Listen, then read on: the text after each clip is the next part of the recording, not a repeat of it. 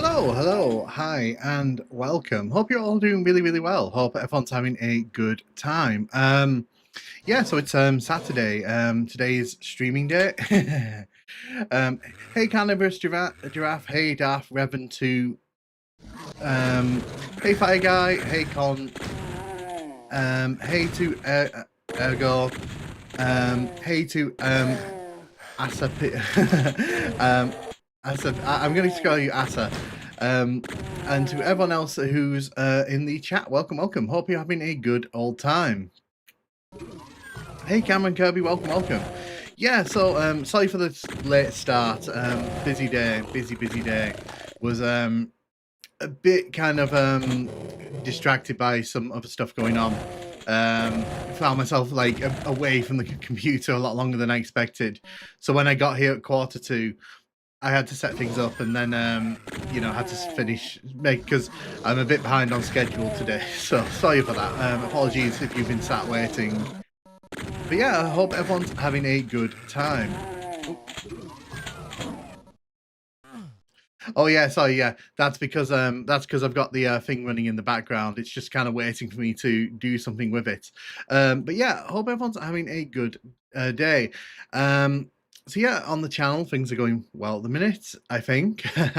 We're slowly crawling towards the big 10,000 followers. Probably this week, maybe this week. I don't know if it's going to cross 10,000. I've got some things lined up for 10,000 if we actually get there this week, so that'll be pretty fun. I am going to be live streaming again this week. This past week I've been a bit unwell still, so I've been trying to kind of not stretch myself too much. But yeah, I'm really excited. Things are going really well. Hey, Buck Native, how you doing? We're doomed. So yeah, on the stream today, we're going to be tackling the Atari Jaguar version of the original Doom. Now, last week we took a look at the 32X version, which was fun. It was good times, but I also feel that when we go back and play these earlier versions of Doom, we have to kind of appreciate what these were trying to achieve. So there's a lot going on with these console versions. So I'm really excited to dive in. Now I need to express, much like last week, this is on an emulator. I've done a lot of research. I've looked into what's the best emulator to use.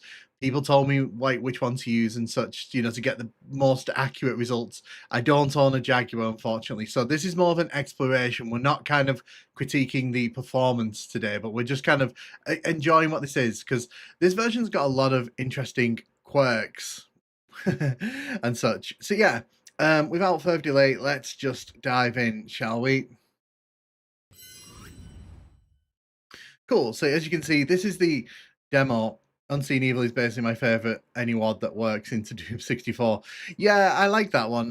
It's really fun. I did a video on that a long time ago.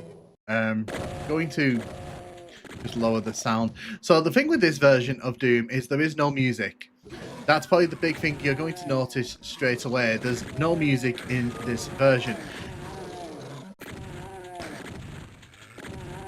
Well, so there are ways to do it, but you've got to use converters, you've got to use various things, and by the time you kind of get your, by the time you kind of get it to where you want it to be, it costs a lot of money. So one of the reasons that I'm kind of happy to use emulators for this kind of thing is because if something happens, we can just kind of pick it up where it drops and such. But yeah, so I'm using an emulator that everyone kind of recommended to me. It's a lot of effort. For consoles like PlayStation 1 and 64, where I would play other games on it, maybe it would be fun, but I don't feel that buying a Jaguar at the minute is worthwhile, because the only games I play on it are Doom and Wolfenstein. I don't think I'd play any of the other games on it, so I guess play the Doom soundtrack on your phone. Well, I mean, what I can do, I mean, I couldn't put background music in if people really want me to later on. But the thing is, obviously, I don't want to do that unless that's what people really want. There are only 2 games I own on Jaguar. Yeah, and that's the thing for me. It's such a big outlay for what is essentially going to be like for 2 games. So you can see here we have the Jaguar version does actually have co-op and deathmatch. Now it's the same as PlayStation, it's system linked, so you can't play deathmatch locally or co-op locally. And unlike with the 32X version, you can't just skip to like levels that you want to. You actually have to play through the game to unlock levels. So that'll be pretty fun. Let's get the OG vibe. I, but yeah, let's dive in because I think I've done enough talking here. So this is Doom on the Atari Jaguar. So this is the sort of genesis of where this kind of level comes from. If you've ever wondered where the console ports originated from, they were all developed with the Jaguar in mind. Now, the Jaguar itself actually runs at about 20 frames a second if you play it on real hardware. So yeah, put your own music in if you really, really want to.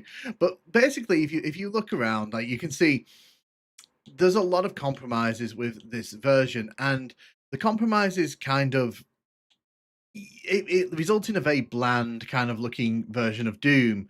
But I think it's still pretty impressive for what it is. But yeah, this version runs better than the 32X version on real hardware. The Jaguar has like a big cult following, which I think back in the day, a lot of people got very kind of weird about like other versions of Doom because like they all used to kind of measure against each other how good they were. And I remember when the 3DO version came out, you can actually still find them online, forum posts from people arguing about which was the better version. So, you know, they took the Doom console ports very seriously back in the day. It's very, very, very interesting.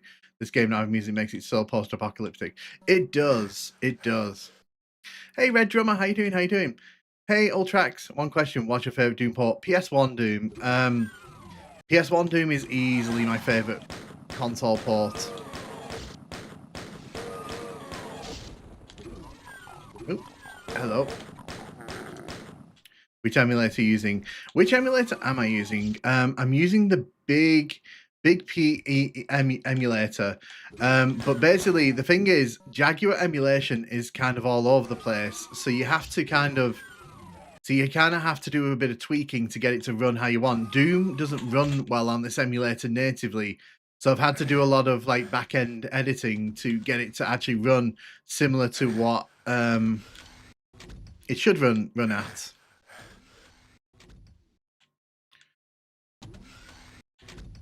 Oh, good. I'm glad you're having a chill day. Glad you're having a good one. But yeah, so the reason I'm doing this is because a lot of people have never come back to play this version of Doom. This port has much nicer lights than the PC version. The only downside is the drop. Yeah, so that's the thing, Squirrel. Yes, this version runs about 20 frames a second at its best, which obviously... And what's funny is you can hear the music for this version in between the levels. So you can hear here. Like, you can hear the music. This is the only place where the music plays other than the main menu.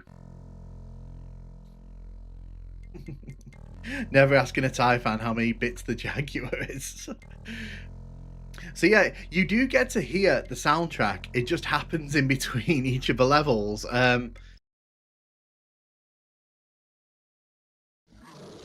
But yeah, like I said, I'm not hiding the fact that this is an emulator, much like with the 32X version. But when I do the PlayStation one, I can do that on real hardware because I have like 2 PlayStations. There's literally one right next to me here. I might play that on PS3 because if you play it on PS3, you get the best visuals and it looks nicer on the PS3.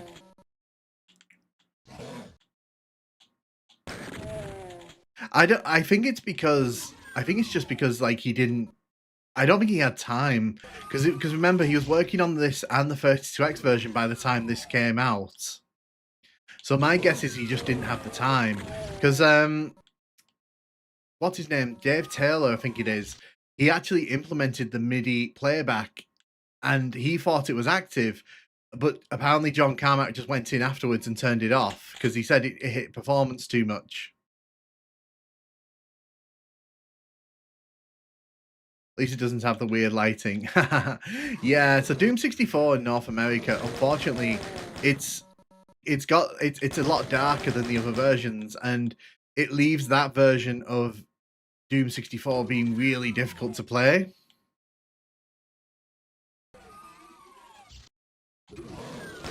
John made executive decisions. Yeah, John Carmack made a lot of executive decisions, and to be fair, these ports were basically his babies. Like he had to make he pretty much put all the grift in for these because John Romero was off doing his Rockstar stuff.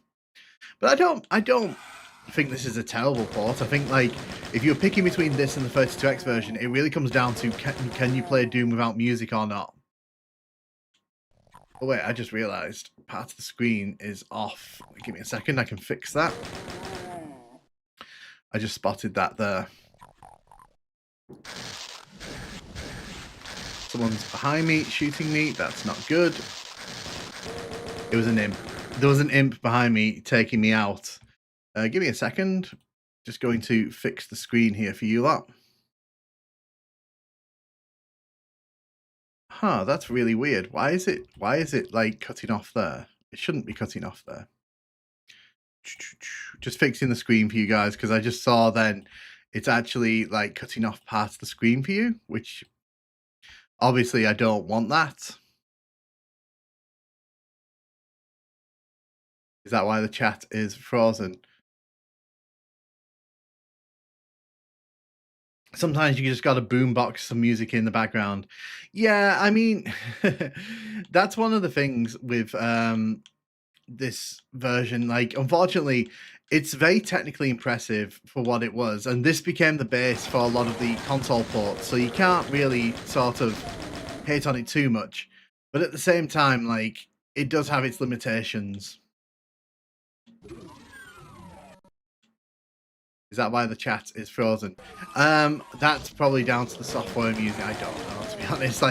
If something breaks in Streamlabs, I don't really want to play around with it because that'll just mess with the stream overall. So we don't need to worry about that. I play drums to the imp song. But yeah, unfortunately, there is music in this one, so there are MIDI files present on the disc, but the game doesn't play them back because the space needed for that was actually taken up by other things like collision detection. I think Carmack mentioned people blast through the music for Call of Duty matches. Yeah,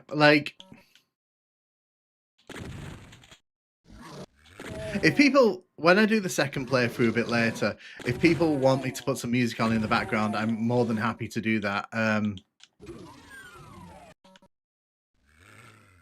thought you could switch between SFX and music only. No, so if you look in the menus, again, a lot of these versions do this. You don't get many options here. You literally can turn the volume up and down, and you can change the controls there at the bottom.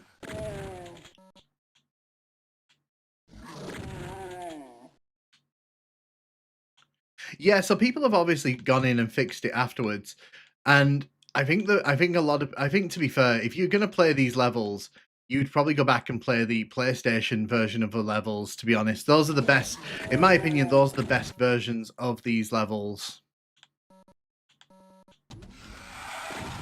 So those are the versions that I would say go back. If you want to go and play these levels at the best, go and play the PlayStation ones.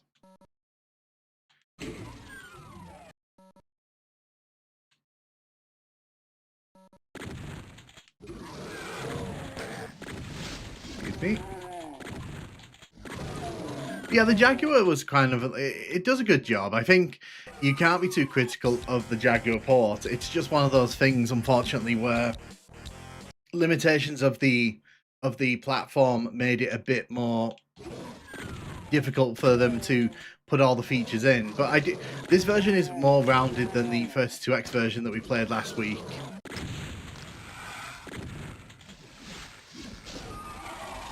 But as you can see, as we're making our way through the levels here, they've reduced the texture amount quite significantly, and obviously that's because they didn't want to put as many textures into the memory because it would obviously take up space that, you know, they didn't really want to take up. So a lot of the textures in this version have been kind of, enjoy the silence. Yeah, unfortunately, like I said, that is part of the ambience of Jaguar Doom. And I don't want to kind of edit that on the first one. I want people to be able to see what this is like. Because the thing is, like I said, if you were buying this back in the day, you had a choice of this or the 32X version, basically. And you can imagine a lot of people probably went for, if you had both consoles, which, you know, you might not have done. A lot of people probably didn't.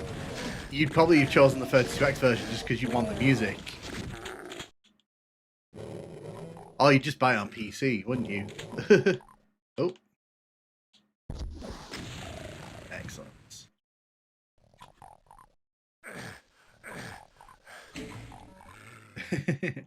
But yeah, how's everyone doing? Is everyone having a good weekend?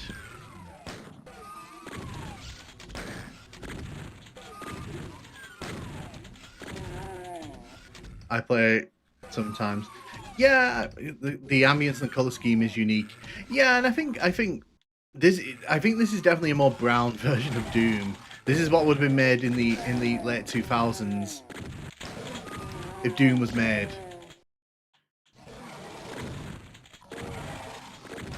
Yeah, so like I said, when I do the second playthrough later on, I will put some like ambient music on, maybe some Doom PS1 music, because, you know, I think that would go pretty well with this.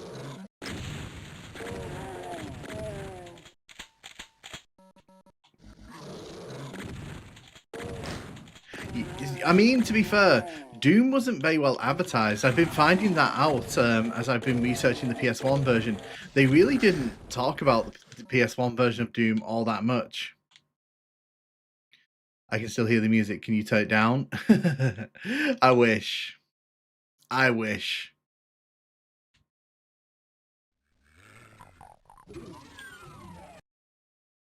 Oh, thank you, Esquan. Is that how you pronounce it? Esquan or Squan? Is it one word? I'll say Esquan for now. Thank you. Yeah, so I get told off sometimes in my video comments because I don't just use Doom music, and I love the Doom soundtracks, but I've made like 700 videos on the channel, and if I use the same like 8 tracks for all of them, I think everyone would just get bored of them. So I try to sort of use any video game I like, I try to include the OST in my videos, just because like it's nice to kind of have that as a thing. There's a bunch of levels on there that should be packaged into Brown Doom Mega Pack. Guess when Doom became appreciated over time. It did, Super Shotgun. It took a while, but it finally got that appreciation. Oh no, it's Dorguino. Is that it? Dorguino? I think I got that. Yeah, no, I love Doom. Doom is my favorite game of all time. Doom 2 specifically. But I have a lot of love for Doom 1, and I have a lot of love for like Quake and Duke Nukem, even though there's a Quake video going up soon that may upset some Quake fans. Oh no. Funnily enough, I was editing that right before I went out this morning, so PS1 was the best Doom growing up. It's like the movie thing. It bombed when it came out. I've been eyeing a Jaguar console for a long time. Just popped onto eBay, see what I've not wanted to drop. See, that's my problem. I don't want to spend like 400 quid on a Jaguar console right now, because I don't have that kind of money. I wish I did. I wish I had that kind of money to drop on like a Jaguar, but I don't. But if you want to play these levels, by the way, like I said, I recommend playing the PS1 version of these levels, because the PS1 version of Doom gets these levels, but it does better lighting with them, and it has music.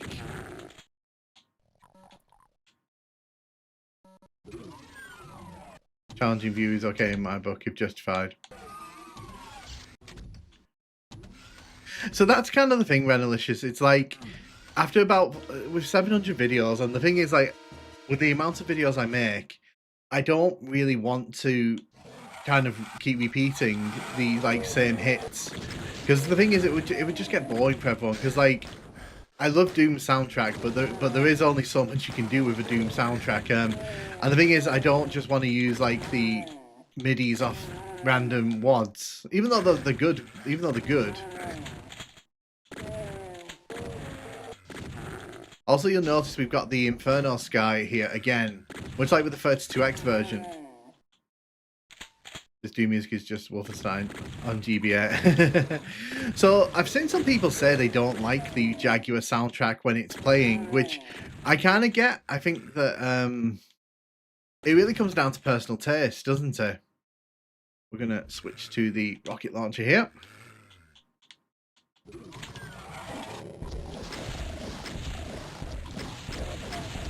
But yeah, this is where the origin of a lot of these levels kind of... Oh, something's behind me.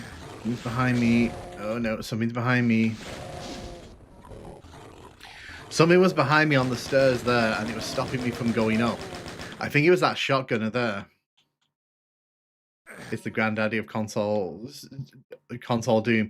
It is legit, Tippy. And how you doing? How you doing? Welcome, welcome.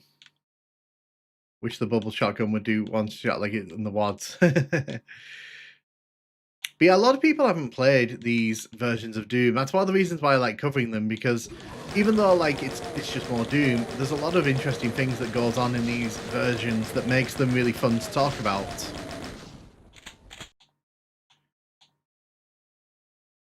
Hey, there's a Doom PSX the master editor. If you have played it, so I've seen it. I've not played it yet because it's one of those that like I want to cover on the channel at some point.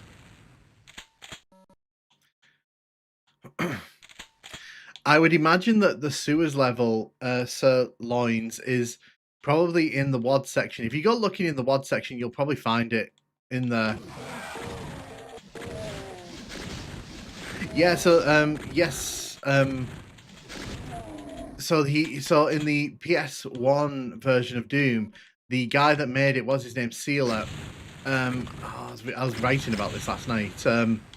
He used a combination of the original Doom source code and the Jaguar version, and it's interesting because originally he wanted to use the PC levels, but Carmack convinced him to use the Jaguar levels to save on performance, which it kind of worked out, I think. Jaguar code. Yeah, the Jaguar code was used in quite a lot of them. The last time it was used was in the Game Boy Advance version, which in itself is a bit controversial because Carmack actually forced that on the team at Parma. He basically told them you have to use the Jaguar code, and they didn't really want to because they had their own engine. Somewhere I downloaded the converter for PC to PS1 Doom. I never got to it. Maybe that can be my goal next year. It should be. That'd be pretty fun. But you can kind of see, like, this version of Doom, it's a bit, you know, it's a bit rough around the edges, but, like, this is, like, console Doom at its purest. Now, can we still do the run over? We can. Excellent. So I really don't want to go down into that toxic pit. A nice lady who did 3DO. Yeah, and I hope she gets better, because obviously she's going through a lot of illness at the minute, so I hope she feels better. Hope she gets better.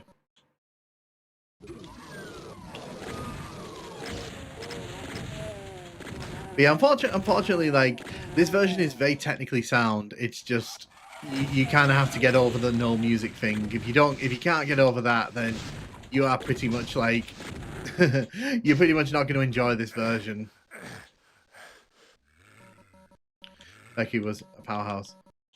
Is it right that Jaguar has infighting? Yeah, so as far as I know, Jaguar version has infighting. I'll try and trigger some in a second. If you give me a second, I'll kill you. Let's see if I can trigger infighting here. We should be able to. I should be able to get some of these enemies to fight each other. Sega Saturn's a console I rarely saw or touched.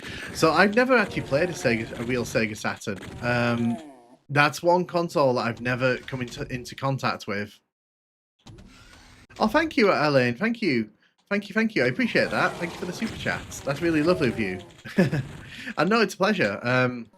Like I said, I haven't streamed much this week just because I got a bit busy this week with videos, and also I was trying to work on other things as well. So I was unable to stream like in the evenings like I wanted to, but that shouldn't really be a problem this week. So I'm hoping to do a few streams this week and carry on the Nightmare run.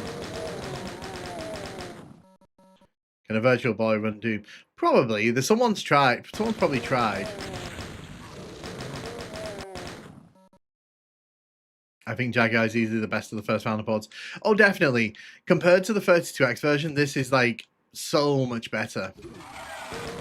The only reason like you would pick the 32X version is if music is such a bad, if music is that bad that you need it, like then that's the only reason you pick that version, in my opinion. You could probably run it on microwave. Well, the thing is, like, can it run Doom is kind of irrelevant these days because a lot of CPUs are powerful enough to run some form of Doom. Even like very basic CPUs now can handle Doom pretty easily. Doom Resurrection. Yeah, so I want to cover that at some point. People keep asking me to cover it. The only reason I've not covered it is because every time I'm about to cover it, they release a new update for it, and I don't want to show off like an outdated version. I'd rather show off like an updated version. So at some point I'll commit to that and I'll actually make a video on it.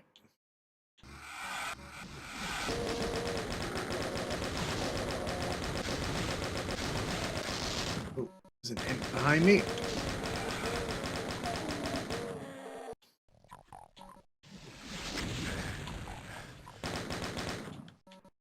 Who shot me then? Someone shot me. That was nice. How often does 38 get updated? Well, literally, like 2 weeks. Was it 2 weeks ago? I was filming footage for it for like a resurrection video, and then they dropped a big update, and I was like, I don't want to have to re-record all my footage. So I'm gonna wait and give them a bit of time. Good. It gets updates, dedicated community or what? Yeah, no, exactly. That's not me complaining about it, by the way. It's just like, I don't want to show off, like, if I'm going to do a video on it, I want to be able to show it off, like, at its best.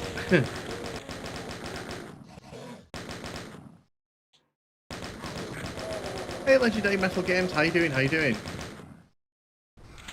Enemies are getting cheeky with exploding barrels here. They really are. Like, they I don't know why, but they're all kind of tagged in the barrels. It's, this doesn't normally happen. How are people finding the no music, by the way? Are we enthralled by the lack of by the complete ambience?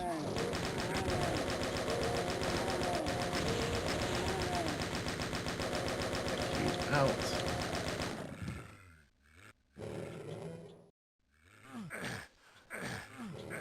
Celeron, haven't heard that word in a while. They still sell Celeron laptops. It's weird. They're still kind of sold like at the very cheap end of the market.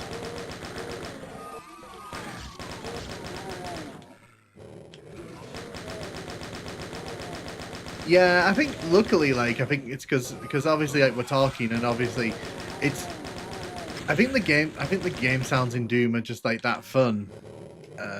So one thing with the Jaguar, if you looking at the Jaguar console, if you look at the controller, it's actually got like a number pad on it, and unfortunately, a lot of modern controllers they can't handle that. So I've had to assign the numbers that for changing weapons to the keyboard. So if you see me like reaching forward, that's just because I'm changing the weapon like that. Yeah, this port loves its brown. It is that kind of port. Gears of War would be thrilled with this.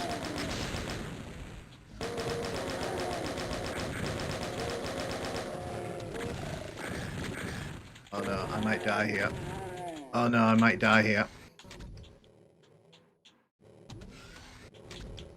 Okay, I didn't die there, but I might die on this side.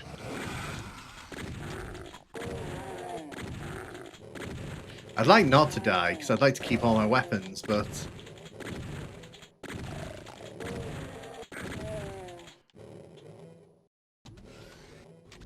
if I go up here, video is even more brown. Somehow, yes. Oh wow, the rocket explosions propagated through the walls there.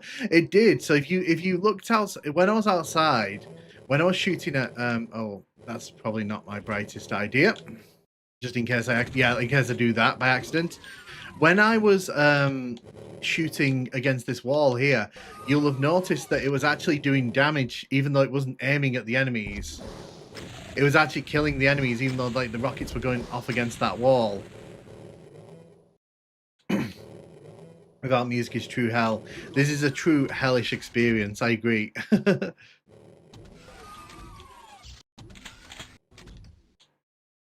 I have to be really careful as well because I keep forgetting I'm pressing fire a lot more than I like.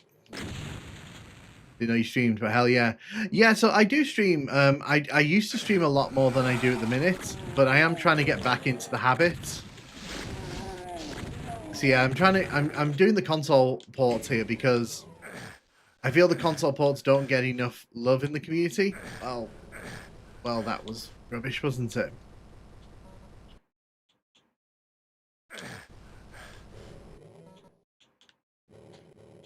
I love, by the way, that these platforms are kind of broken.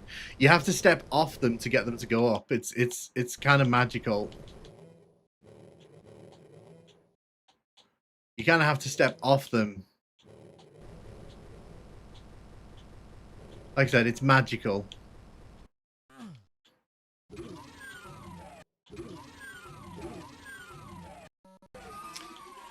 I finally got voice has face. Oh, thank you.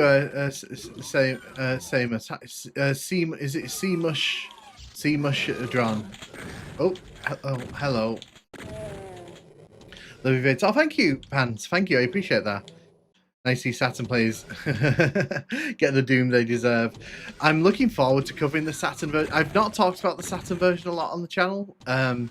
It's kind of like the version that I'm kind of saving so I can do a lot of videos at once about it because I think it's such a fascinating port because of just how bad everything went wrong with it.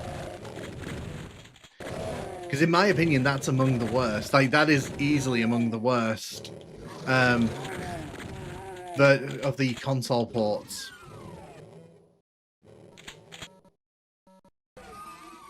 Don't play Sega Saturn, it was terrible. This is a port where they are all deaf. Or is that enough port? So we can test that now.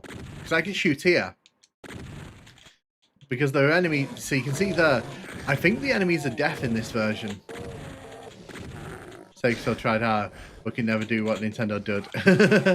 Well, yeah.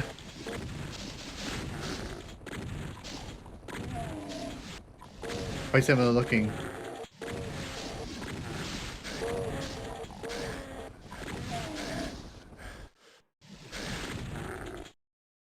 Isn't Sega Saturn support just PS1 on Sega Saturn? It is indeed. It is indeed.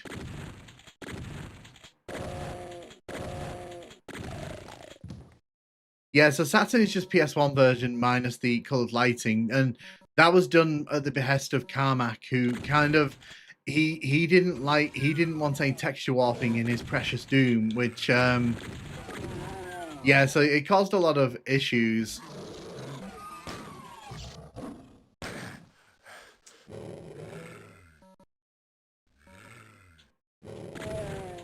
I'd rather play PS1 over that. Yeah, I think a lot of people do, to be honest.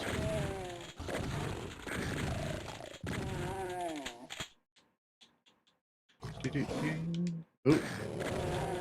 I very nearly made a mistake. Oh no, I might have made a mistake. Yeah, I didn't. Okay, good. Oh no, we might have made a mistake here.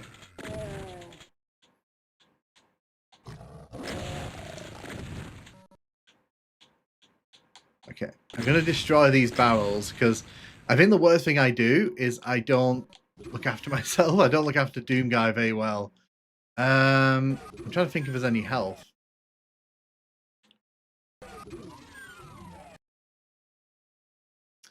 No light amplification, yeah. Yeah, so there's no light amplification in this version. Also, you'll notice the lights aren't as intense in this version. So with this version, they kind of dim the lights a bit, but like it's nowhere near as prevalent as it was in the original version. Does PS1 controller? I'll let you just enjoy this song for a second. I will. I'm just going to let you enjoy this.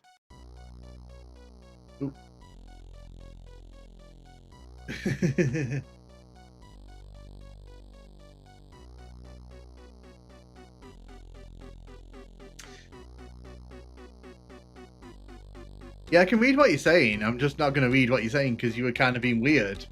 If you want me to read what you're saying, then don't be weird. But yeah, you can listen to this.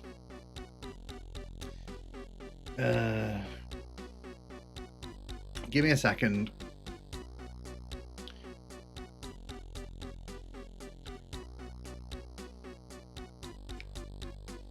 But yeah, if you listen to the music here, it's very weird. It's very it's very it's very odd.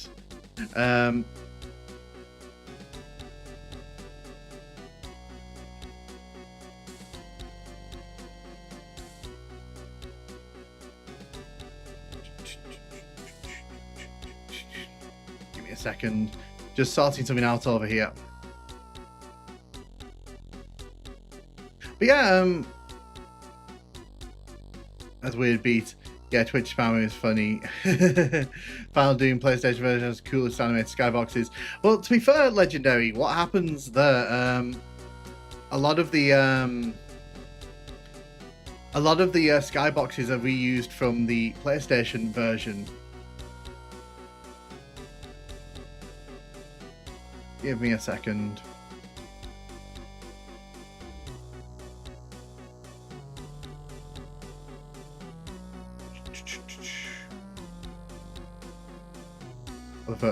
Was that a typo? Yeah. Sorry, like I said, I'm just quickly sorting something out off stream.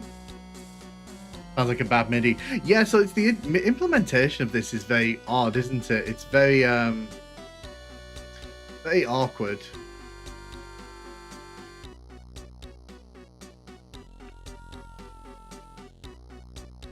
So yeah. Like I said, give me a second. I'm just sorting something out over here.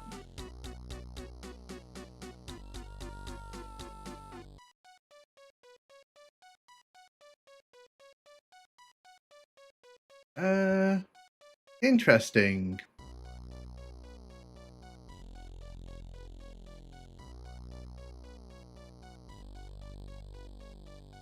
Cool. Anyway, let's continue on.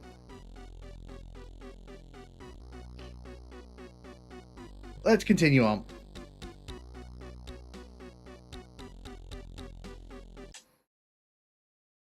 I don't think you saw.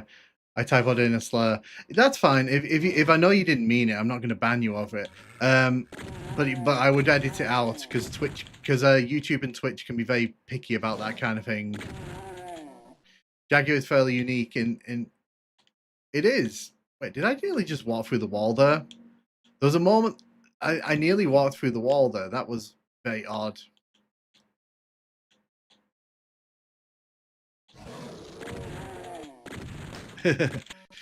Yeah, so the GameCom was very weird. I've covered the Duke Nukem port of that.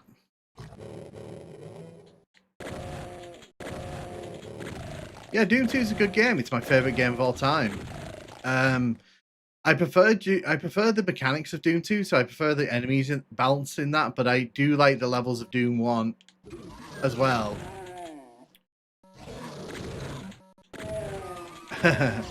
Yeah, so typos can happen. Just be careful because if YouTube auto blocks you, I don't think there's much I can do about that on the stream. Hey, Jacob, welcome. How you doing? Yeah, I saw that. I clipped into that wall really randomly, and I tried to recreate it, and I couldn't make it happen. Ahmad, I really don't want to have to ban you, but if you keep doing what you're doing, I'm just gonna ban you.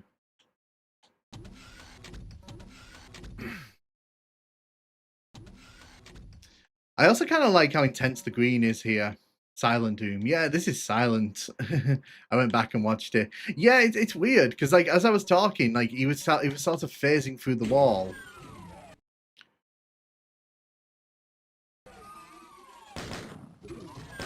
I haven't watched Angry Video Game. Bro thinks he's not cheating. So if I wanted to cheat, this version has lots of cheats.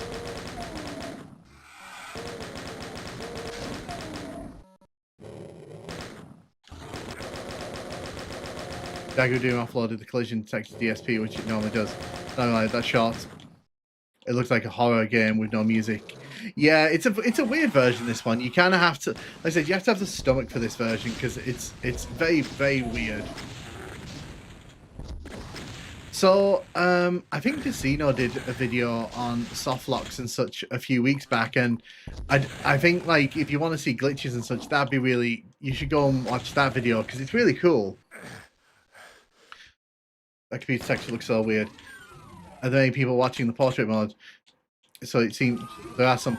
Yeah. So the thing is, Alan, I do the portrait streaming because some people watch on mobile, and you know I want to make it easy for them. I've never played that, am I? Who's the short user you're talking about? Yeah, I think I know who you're talking about, but the thing is, like, especially in the shorts stream, like, I don't really pay attention unless like it's someone who I know. Just because like the short stream gets pushed out a lot further than the normal stream. It's weird. YouTube really doesn't know what to do with its live streaming stuff. It's weird. I love the ambient music in PS1 Doom.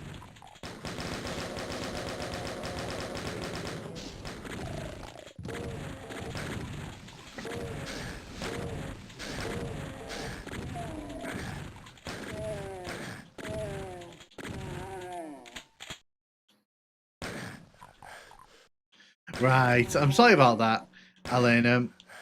So it's frustrating because ideally it would give you the option to switch between the two, but what YouTube's done, they've recently implemented it so that like you can have both, but they both come up as separate streams, and it's really irritating for me because it's like I would just prefer like Twitch where it sort of decides for you.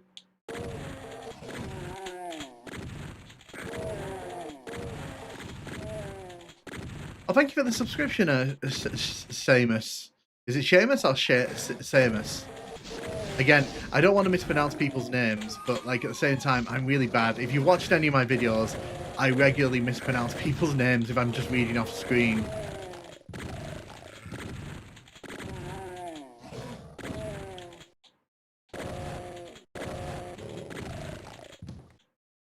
Short videos are designed to destroy people's attention spans. Yeah, but the thing is on YouTube, the only way your channel grows is if you play into the shorts algorithm. So you kind of have to play by YouTube's rules, unfortunately, which is not the most ideal thing.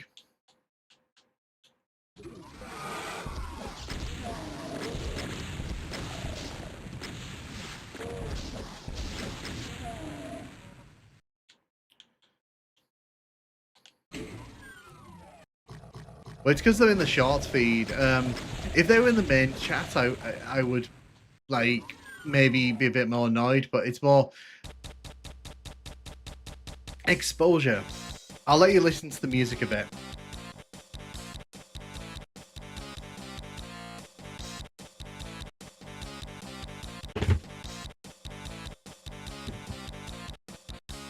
Did you play CS1 or Half-Life? I've never actually played Half-Life, interestingly. Because when Half-Life the original Half-Life came out, we didn't have a PC in our house, so I've never actually gone back to play it. I should do. It's one of those games I really want to play. But yeah, unfortunately, Half-Life was one of those games that just fell between the cracks for me.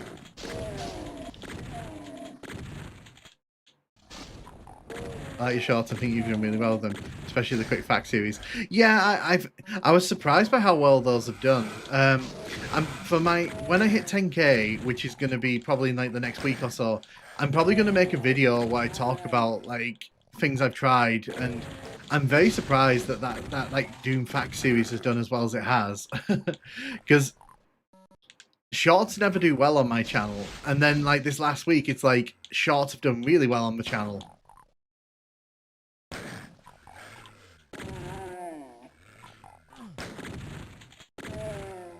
It's like I said, normally with shorts, I just cut up my big videos and sort of put them there, because shorts is like very much a different kind of audience. So, and it's not usually people who watch my videos. So I just treat it like a sort of extra place to watch my videos. But this week, it's like there's been a lot of people watching my shorts, and it's like, interesting. Because normally I don't even pay attention to my shorts. I watch both. Oh, thank you. I appreciate that. What difficulty playing? So, because we're playing this on the first run, we're doing Hurt Me Plenty, and then on second playthrough, it'll be Ultra Violence. Because I just want people to be able to see the game. And then at some point in the future, I'll put up a full playthrough on the channel, which will be Ultra Violence. Did you really have to do that to me, game?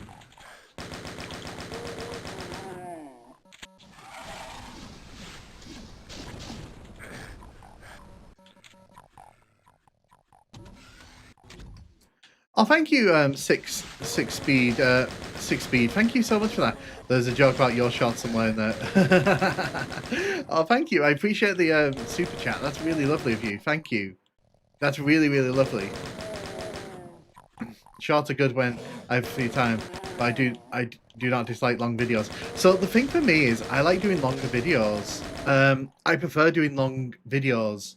I don't like doing like 5-minute videos, which is why if you look at my channel, a lot of my videos, they're all 15 to 20 minutes, because that's about the length I think a YouTube video should be. Apart from the lack of music, this seems like a solid port. Yeah, so back in the day, when this released alongside the 32X version, this was the better version. Like, in terms of gameplay, in terms of everything, this has more content, it has multiplayer, it has everything the 32X version doesn't have, except music in the game. That's the only thing it's missing out on. CS 1.6. It is a great game.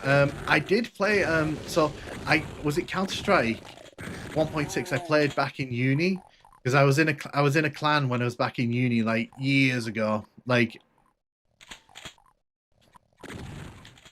yeah, I don't think the enemies can actually hear us in this version. I don't think they can actually hear us.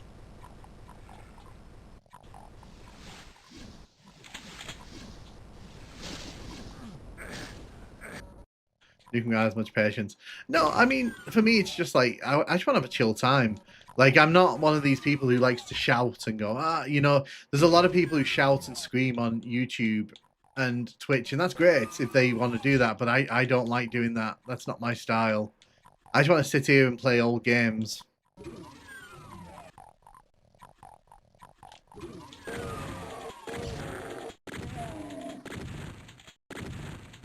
Almost you played like my PE teacher. I mean, to be fair, like, you know, it's been a long time since I've touched Counter-Strike. And even then, it was only ever like when everyone else wanted me to play it. So, I like Counter-Strike. Not got a problem with Counter-Strike. It's just not the kind of game I probably play now. I tune on to someone start screaming. I play your style. Yeah, so my inspirations, like in my videos, are not Doom YouTubers, interestingly. A lot of the people I've kind of like, you know, my style kind of comes from, it's actually people who do watch-alongs on YouTube and such, like, more like casual, because I don't like shouting. I think, like, if you get very animated and, like, scream and go, you know, this is awful, it's like, okay, but, you know, that's not really fun, is it? It gets a bit boring after, like, you've seen someone scream for, like, the 10th time.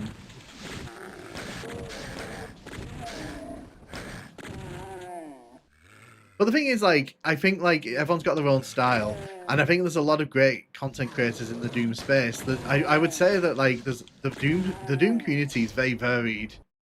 It's one of the most varied communities out there in terms of like content. So it's I think there's something for everyone. Well, I get a headache, and I'd also just get tired.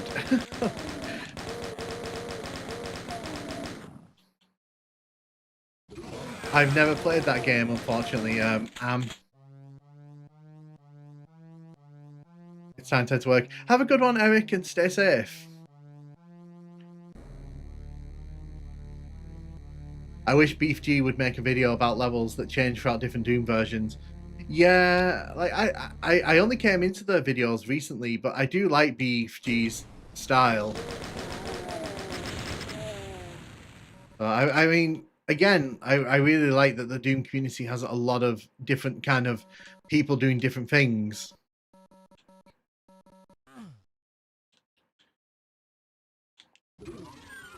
On Roblox. Oh, I've never played Roblox, sorry. Like, Roblox is a bit too... so obviously, like, this is going to make me sound really old. I'm not that old. But Roblox is a bit beyond my years, I think. I think that's for the generation behind me. I hate GZ Doom. I think a lot of people hate GZ Doom, to be honest. Roblox is boring. Yeah, I don't... Roblox just doesn't do it for me. Like, from what I've seen, this map sure looks different. Yeah, and when you come in here, like, for example, the texture on the roof here, it's not the, like, toxic texture.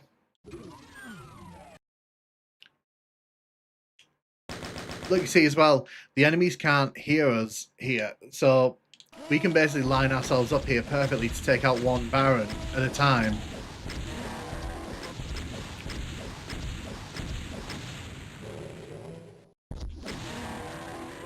I can name many better, more fun games than Roblox. I just don't play it. Like, it's one of those games that, like, it came when I'm too old for it, I think, and it's just, I'd rather just play other games. Roblox is from 2006. Yeah, but it only got popular, like, in the 2010s. YouTube did a lot of help for that game.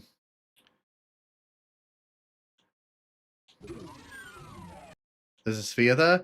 Yeah, so they changed a lot of things about this level, and like I'm showing you here as well. Like if you go around the sides, you can see that they've added in teleporters so you can get back to early parts of the level, which is really nice of them. I think this level really gets blandified in the console versions. BFG only made a video about Doom 2 versions, but not Doom 1 versions. Yeah. The thing is, I would. Thank you for the follow, by the way, on Twitch, Metal Priest. That's fair. I mean, like I said, people play games, a lot of games I don't play. So, like, games like Roblox, they're not really my thing. But if people like them, good, that's great for them. I'll let you listen to the... After each level, I'm going to let you just listen to the music a bit. Because this is what you should have gotten in the level.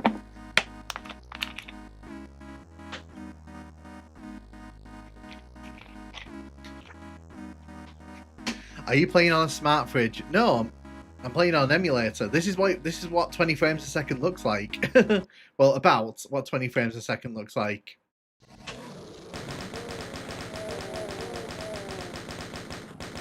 Oh, thank you, Metal Prince. I appreciate that. What are you drinking? What am I drinking? I'm drinking Bar's Limeade because it's the only thing I had before I started the stream. Yeah, no, thank you. The thing for me is I want to show off these versions fully because a lot of people don't play these versions of Doom. They don't come back to experience them, and these are a big part of Doom's history. If you grew up in the 90s, there's a good chance that the first Doom you played was one of these console ports.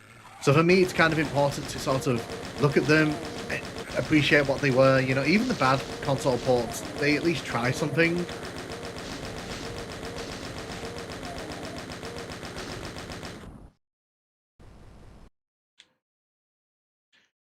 that's one of the reasons why I cover the console ports so extensively, because to me, these are a huge part of Doom's history, and it's important that we kind of acknowledge that.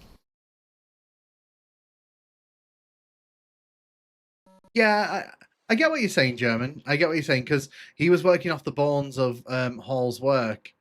And also because in Inferno, I think Hall made, was it 2 or 3 maps? So it really comes on a map by map basis. How you doing, by the way, German Peter? Hope you're well. We are currently making our way through the pits of the shores of hell.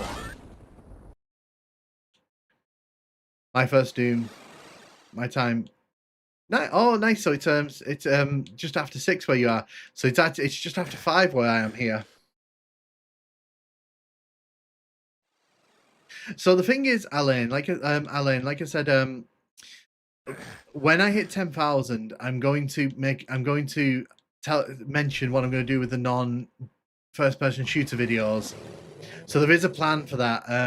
At the minute, I'm focusing on just getting to 10k because there's a lot of things I've got planned for that, and I want to make sure that I get everything sort of right. But trust me, there's a lot of non-first-person shooter stuff coming. I find it weird that Wolfenstein Jaguar has only 1 sprite rotation, but Doom has all 8. Because it was essentially ported to the SNES version, which only front-page sprites. Yeah. Oh wait, I didn't pick up the blue key. Never mind. It's not worth turning around for. Let me...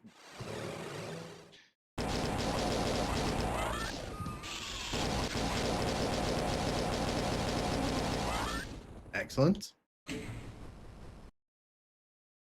Yeah, so the idea, so the thing with Retro Roulette, I love doing it. I think it's a really fun thing to do on stream. But the problem is, I think because this channel has become like a very FPS focused channel, I don't think it kind of found the audience that I was kind of hoping it would. And that's not a bad thing. That's why I want to do a new channel just for retro games. Because, in my opinion, I want people to be able to enjoy all the stuff I make on this channel without having to sort of fight through like the stuff that they don't want to see. So yeah, so that's kind of like what the plan is. But I do love doing Metro Roulette. It's it's really fun. Like, especially because I have no idea what I'm going to end up playing, and it can be really funny. Well, no, so I've already got the retro channel set up. It's just I don't want to announce it until I've got something to put on it. At the minute, I'm working on 2 videos for it. That's one of the reasons why I've not streamed this week. I'll say that openly, because I've been working on 2 videos for when that launches. Because I want to have something to put up. Because I hate it when people do the thing where they're like, I've got this new channel, and then they don't put anything on it. It's like, show don't tell, in my opinion. So that's one of the reasons why I'm being a bit kind of like, I'll announce that when I've got something to show on it.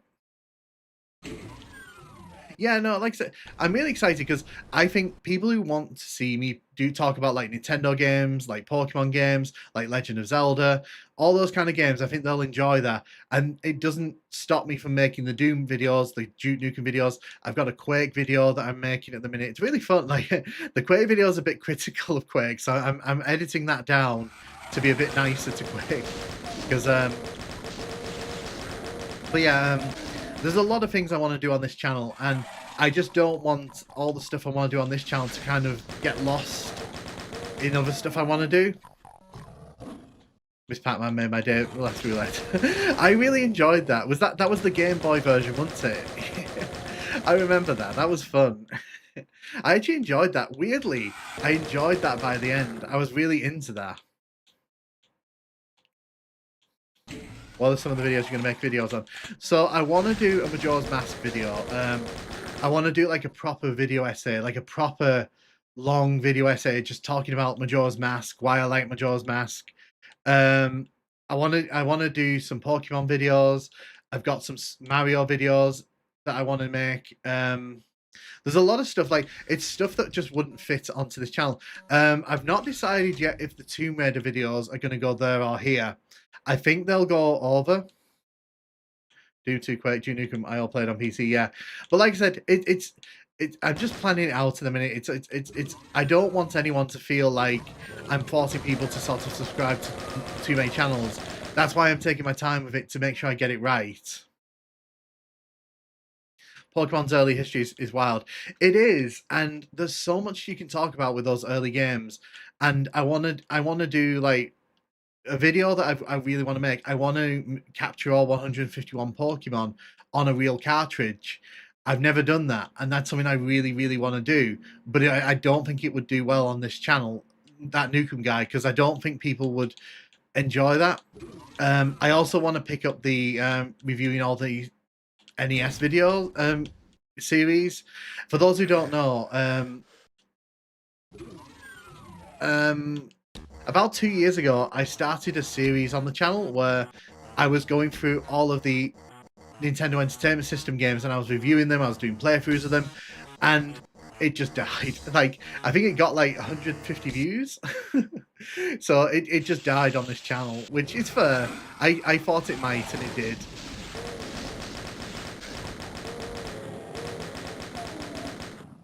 Oh no, that's great. Thank you for joining me, and I'm sorry you're in hospital. I'm really sorry that you're in hospital.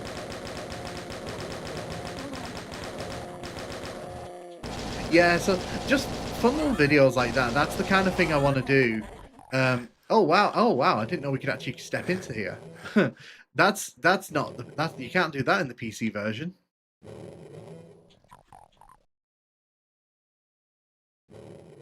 So the plan with Quake is I'm going to do a walkthrough. I'm going to do like a playthrough of it, and then I'm going to start doing videos like I do with Doom and Duke Nukem and Heretic and all that. Because I think if I do a walkthrough first, then people will sort of see where my skill level is. Can you turn the music back on, please? This is a bit too silent for me. Oh, I wish. Although we get a BFG. So this is really odd to me. You get a BFG in this Toxic Sludge here, in the Jaguar version. But in the 32X version, where you can't get a BFG anywhere else, you don't get a BFG. It's so weird. Kidney stones. Yeah, no, kidney stones. I get what you mean. Yeah, German Peter's here. German Peter makes awesome videos, by the way. If you're not subscribed to them, you really should. Watching some of their videos, it kind of inspired me to want to talk about like the downtown levels of Doom 2 a lot more, because I really like the arguments they made in defense of them. You get BFG in episode. Yeah, apparently. That's what I'm saying. It's so strange, because in the 32X version, they don't put it there.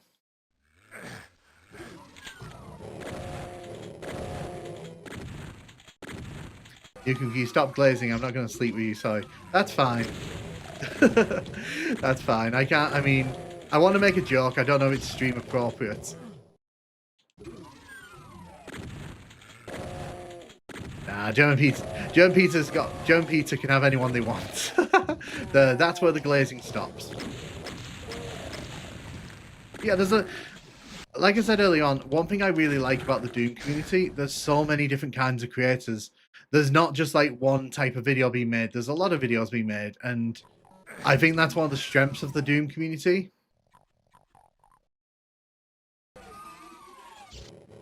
I played Quake 2 Remaster and I started. So oh wait, I didn't pick up the key, did I? When I was a kid, I played Quake on PC first. We only had the shareware version though, so we didn't have like the full game. I played most of Quake on Quake 64, so Doom systems sound amazing on paper. They are amazing on paper, and I think it's one of those things where I like the idea. It just leaves a bit of room for the execution. It's easy to be critical of Doom 2, but people don't realize how fast that game happened. It was 8 months, wasn't it? I think it was 8 months in total they worked on Doom 2's levels, which is kind of crazy when you think about it. That's like...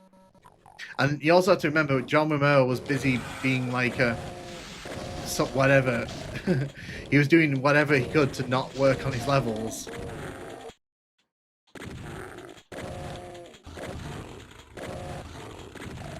I don't mind Doom 2. Doom 2 is my favorite game of all time. I think the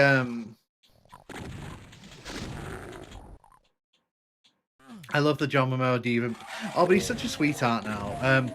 He's really kind of mellowed out, and I really appreciate that. Like he's calmed down a lot over the years, and I think like he's very much appreciative of like the success that he's had, which is nice. I think it's nice when someone has a good arc. It's hard to not play the part of Rockstar when it's... Well, yeah, I mean, I said this last week, I think it was. If I became a millionaire overnight, you cannot tell me you would not change. Everyone would change in that situation, because that's just what money does. If you became a millionaire overnight, there's no way you wouldn't like change aspects of yourself, or your ego wouldn't float a bit.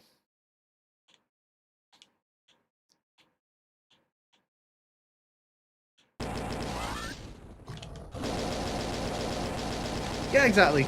And the thing is, like, I think Romero was just trying his best to do what he could at the time. By the way, you'll notice there's no specters in this version of Doom. All the specters have been swapped out for the pinkies. He's humble again and happy. Yeah, and also a bit annoyed at Microsoft recently, which I get.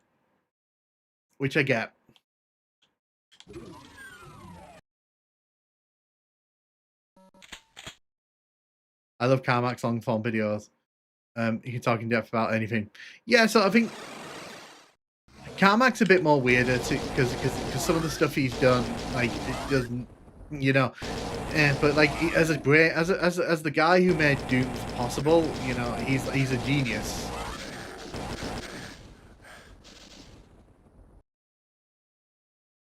Microsoft sucks nowadays. It does. Microsoft does indeed suck. And I wish I understood what was going on with Microsoft at the minute, because it's very hard to kind of see what the next step's going to be.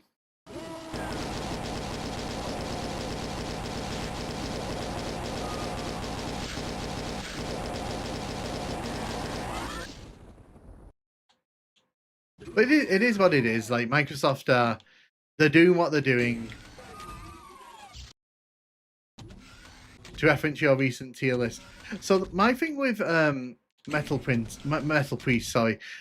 My thing with this level is that it's just a bit too big, I think. I think like it's a bit too big. There's not much going on in a lot of the spaces, and I just always find it a bit boring to kind of explore. There's certain levels in Doom I just don't think are very fun to explore, and this is one of them, I think. You should save some plasma for the Cyber Demon. There's no Cyber Demon in this version. So this version does away with the Cyber Demon encounter. You unfortunately, it could use some Doom 2 enemies to fill it out. Well, do you know one project idea I've been thinking about, and whether because I did start doing the Doom 1 with Doom 1 and Doom 2. I have been debating whether I should finish that off, but it's one of those things where it'll take a long time to do, and people will complain how I do it. So it's like, do I really want to open myself up to that level of critique? Spider Mastermind is not in this version either.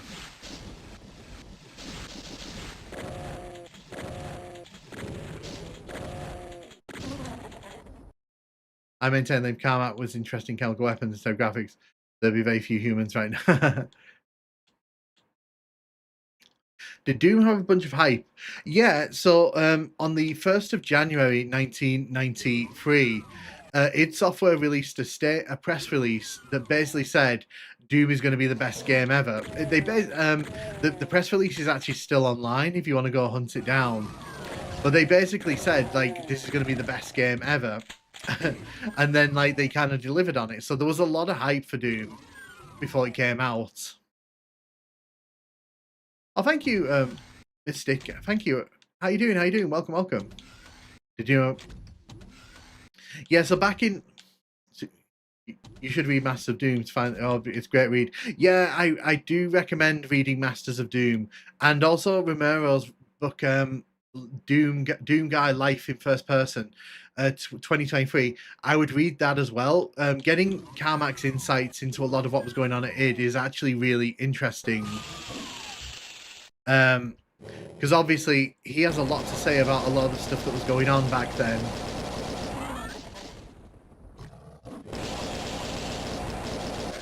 Yeah, I would recommend it. I use it as a source. I use Romero's book as a source in some of my videos because he talks a lot about the development of Wolfenstein, the development of Doom 1, Doom 2, and then he goes into a lot of talk about like what went wrong with Quake's development. Quake's development was an absolute mess. Hey Sarah, how you doing? How you doing? Welcome, welcome. Sorry, I saw your name pop up and then it disappeared. Sorry about that. Hope you're having a good one. Hope you're really, really well.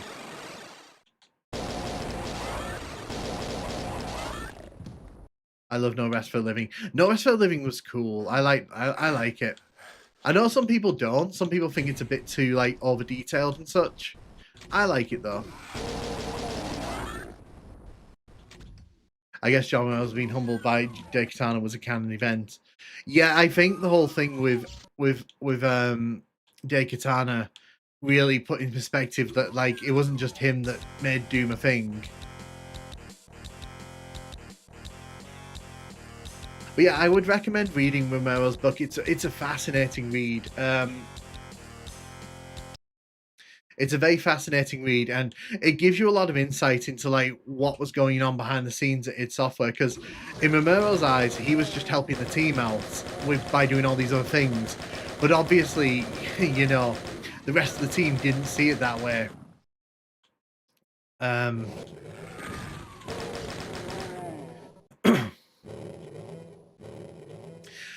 So there's a great reverse engineered port for PC. It's PSY Doom.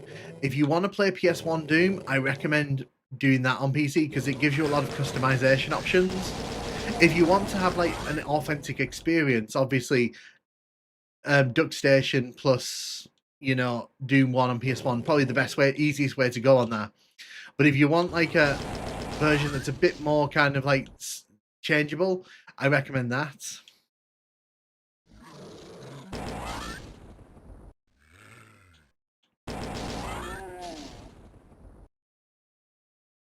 I think No Rest for the Living, I would have loved that to be a full 32 level map set. I really wish that had happened.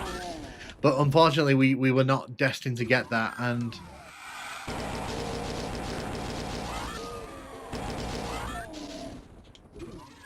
it's one of those things, sometimes great map sets come out and they're never as long as you want them to be, so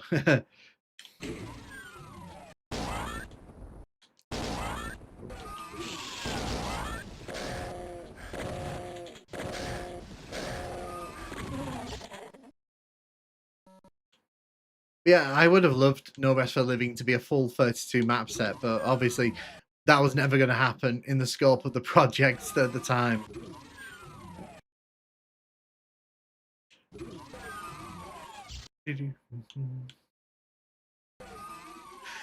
I think PSY Doom is because it lets you play I've untouched modern narrative.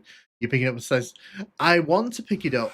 Unfortunately, like I didn't pick it up in the first batch, so I'm probably gonna have to buy it like or acquire it, whichever way like that goes.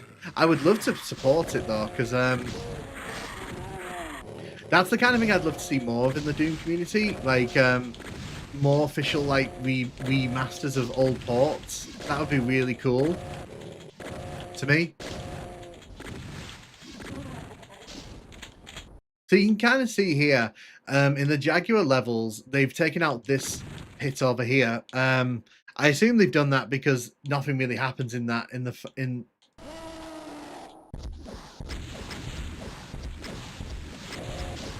God, I can't aim.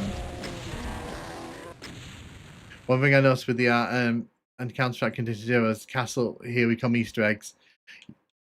Yeah. Have you considered doing lists for TNT and Plutonia? I have. So what's another funny thing? I was thinking to myself last night, I really should do more stuff with TNT and Plutonia. Because I don't. The way I kind of make videos is I usually focus on Doom 1 and Doom 2, but I think like there's a lot of scope for discussion with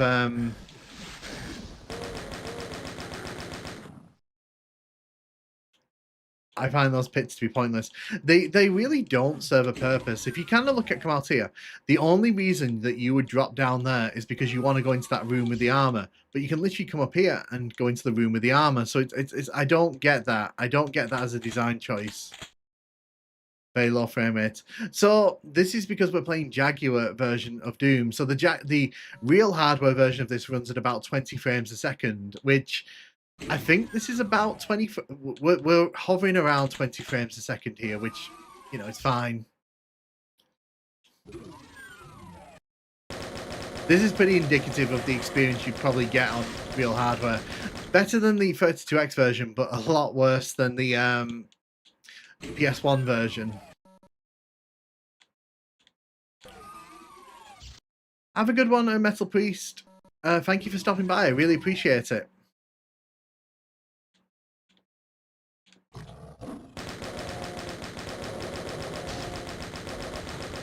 How could they get the Jaguar Survival Doom? Jaguar Doom is the most pure version of Doom because it's got no music. I really like TNT. I've only recently played it for the first time, but it feels nostalgic somehow. So I don't hate TNT as much as a lot. Weirdly, a lot of people in the Doom space hate TNT with like a burning passion, whereas I kind of have like a bit of nostalgia for it. I think that might be why I don't talk about it as much on videos, because it's like, because I know that the second I say TNT's not that bad, like I'm gonna have to like buy police protection. I'm joking. I wouldn't. Too bad.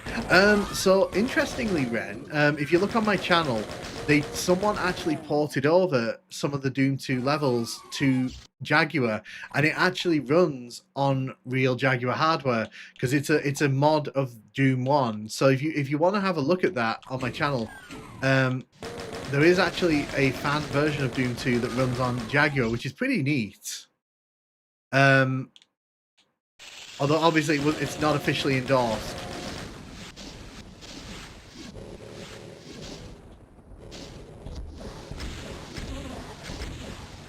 Yeah, I covered that one a few months back, so...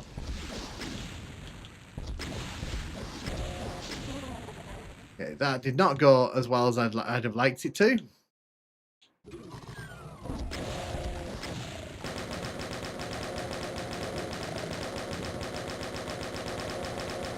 I play Jaguar on Android, lol, it's a bit slow indeed. Yeah, so I was saying this at the start of the stream. Jaguar emulation is really not that good compared to other consoles. It's for some reason the Jaguar has not been given that kind of love and attention. Yeah,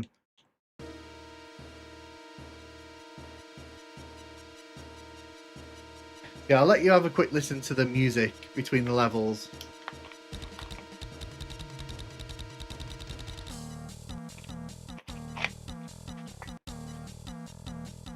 It sounds very weird. It sounds very monotone.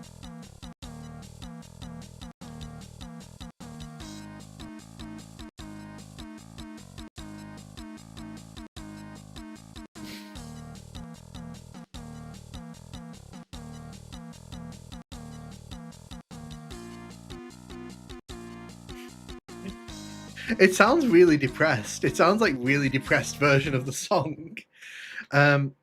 How could they get this on the Jaguar? So John Carmack, the one who made the engine for Doom 1, he modified the engine to work on consoles, but he had to strip out a lot of features and such to get it working on consoles, because obviously consoles of the... Well, that happened, didn't it?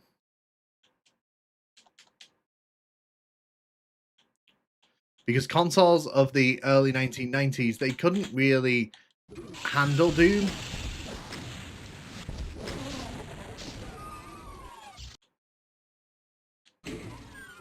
Sounds depressing. So, like I said earlier on, there was a guy called is it Dave Taylor? He worked on the Jaguar port with Carmack, he actually got the MIDI implementation working, but then Carmack turned it off again because it impacted on the performance too much of the game. So because the processes used for the music are what caused the collisions in this to register. So, for example, when I bump into a wall, that's the same processes that the sound card was taking up.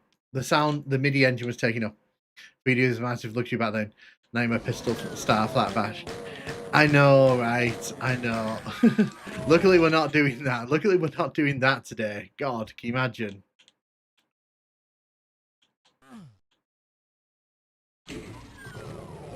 Yeah, this is probably the most somber of the Doom console ports. Is Doom your favourite game? Doom 2 is my favourite game of all time, yes.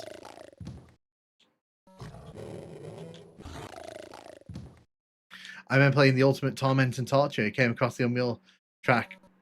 It still goes hard. Nice. I have to say, I've not really played Unreal. Unreal was one of those games that it released when I didn't really have a PC, and we didn't have a family PC. No distractions with a Caco Demon. Yeah.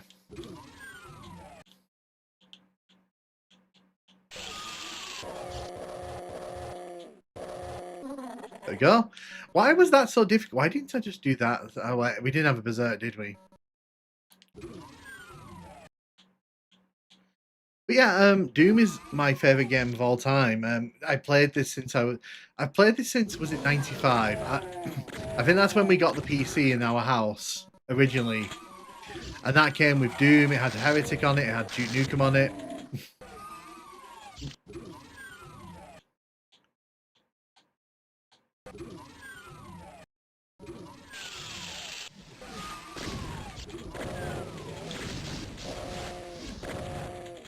Duke Nukem. I don't mind the simpler designs though, because I think like it was more important to get the levels in some form than it was to kind of like get the PC levels in. Oh my god. There we go. My mum used to play Wolf 3D on our compact PC. Nice. So I didn't play Wolfenstein 3D until it came out on Xbox 360. I completely missed the Wolfenstein 3D sort of train. Did you play Power Slave?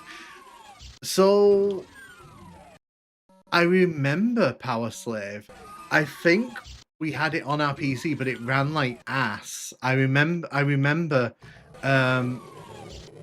because I remember seeing it, and I've seen screenshots of it and videos of it since, and I remember my dad played it, but I think it ran so bad on our PC that I never actually sat down and played it.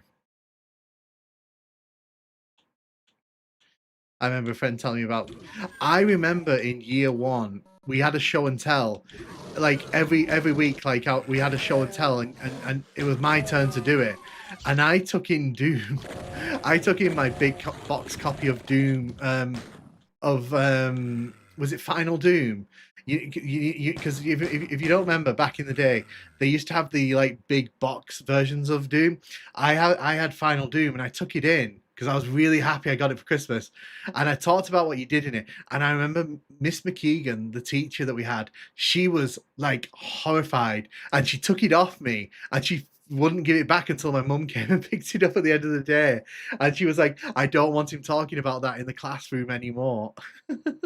So yeah, I remember that because like I was obsessed with Doom as a kid. Like when I was a kid, I loved like Doom, Duke Nukem, Heretic. They were all like gravy to me. I could SimCity 2000. Those games I could talk and play for hours. There you go, stuff for the devil children. Well, I think it's because obviously back then Doom was still kind of like a very like evil thing. Same as a teen. I played Doom as a shit ton in school. Yeah, I remember because I remember my dad did. My dad never cared about like violence in video games. My dad was like play whatever you want, whatever. It's a video game. It's just for fun. My mum didn't really care. She only cared if someone at her workplace was like, you know, that Doom game is a bit like violent. You know, you should look into that. And then like my nan hated any violence in video games. Like she considered Doom to be like, you know, the worst thing on the planet.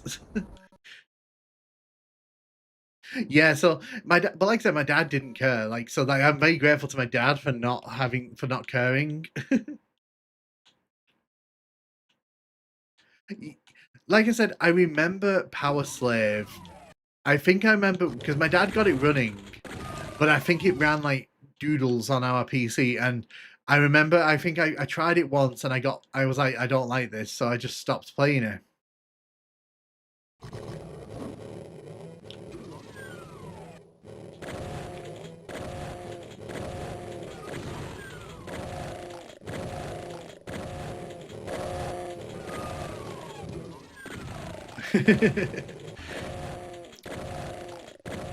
I think the only game that my dad ever was like a bit iffy on us playing, I think he didn't.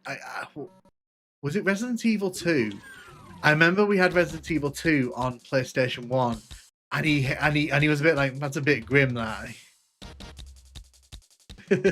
I can't believe my mum gave me a copy of Mortal Kombat 3 on DS. The one thing they didn't like at school is when I played GoldenEye on laptop. I'll just let you listen to this song for a second.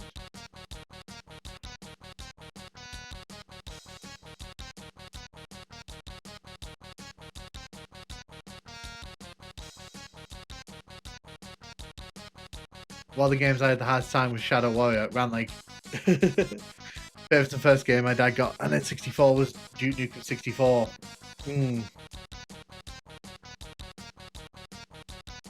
Very interesting interpretation of this song.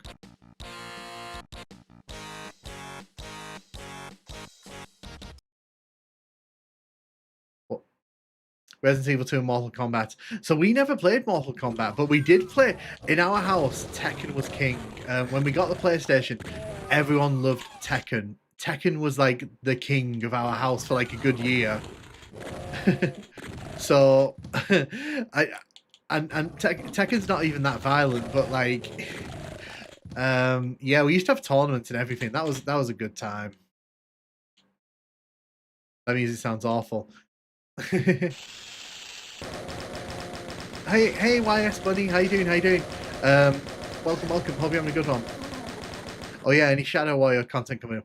I mean, so I've not really got that much experience with Shadow Warrior, but I can play it because the thing with that is I've never played it, so it could be I can play it for the first time and give like live reactions to that.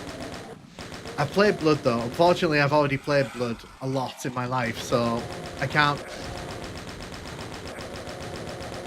really do that with Blood.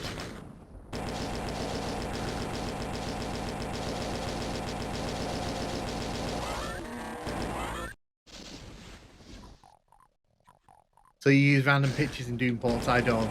I mean, you don't really have an option in this one. As you can see here, this is the extent of the option screen that you get in Jaguar Doom.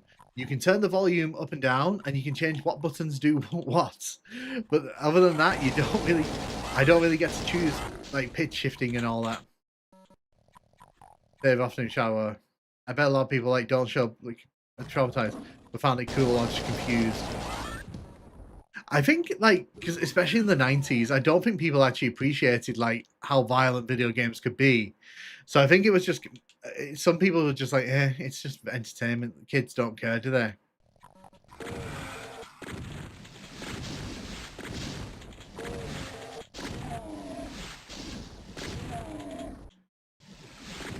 That one Big Bang Theory. This one brings up Project 64. Yeah, I agree.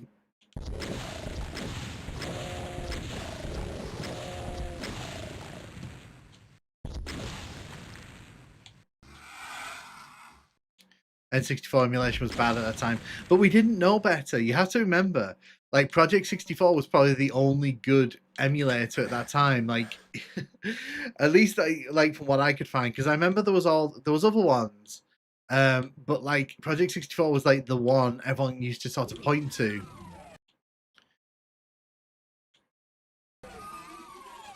Shadow Warrior is really cool. Yeah, no, it seems really cool. I've got it on Steam, so it's not a case of I don't own it. I just need to actually play it, don't I? So literally, the hearing about the violent video games happened the day before the original Doom dropped onto that server in December '93. So yeah, so Doom literally came out as that was becoming a thing. I remember Z SNES, J SNES. I can't really talk because I grew up with parent gamer parents. They're Mortal Kombat in Congress. Oh wow. I played many multiplayer games with PG64. Doom, my beloved. Ah, yes. Have you ever made a custom Doom level? Yeah, I've made some over the years. Nothing to shout home about. It's I think there's a lot of great mappers out there, and they do much better work than I could do.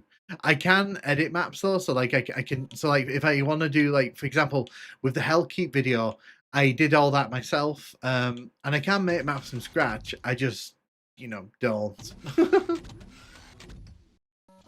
Like there's plenty of better people in the community who can do that.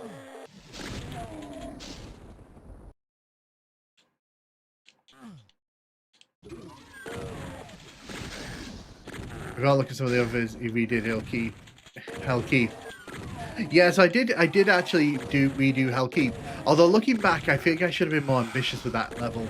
But then again, that was just a proof of concept. So I'm like, I look back on videos like that and I'm like, I should have gone further with that. But then I'm like, I was only doing it as a proof of concept. I wasn't sort of trying to, make a brand new experience from scratch. I have been debating doing a Inferno sort of episode where I do my own interpretations of the Inferno levels. But again, that takes a lot of time, and maybe when the channel's a lot bigger, I'll do that. That's a video I'd love to get back to. Yeah, so this is spawning vats. If you've not, this is spawning vats, but because the textures are so different, you've probably not even noticed that it's spawning vats because it's literally been completely retextured in this version. Oh, excellent. A graded copy of GBA Doom. It's sealed. Excellent. That's really cool.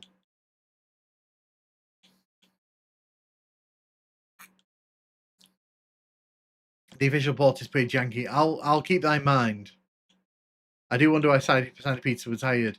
He was like the oldest person in, and what did he even do beforehand? I think because he does board games, doesn't he? If I'm not mistaken, that was kind of his big thing. I think it's his big thing now. So he does add a lot to. I think he added a lot of personality to Doom, and plus this level was made by Tom Hall, and then like as German Peter said earlier on, this was made by Tom Hall. Tom Hall left id Software, and then Peterson came in and tidied up. I love Weirport so much. Yeah, they're really fun to talk about. It's hideous. It is a hideous level, and half of it's been cut out, so it's not even spawning vats. It's basically just spawn.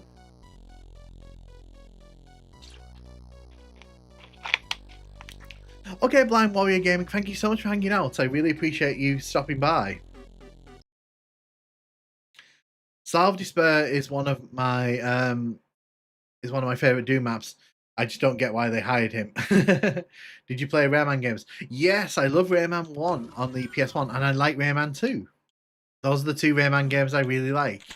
So this is the first of the Jaguar made levels. These levels were made specifically to replace other levels that went missing. So as you can see here, this level is not in the PC version.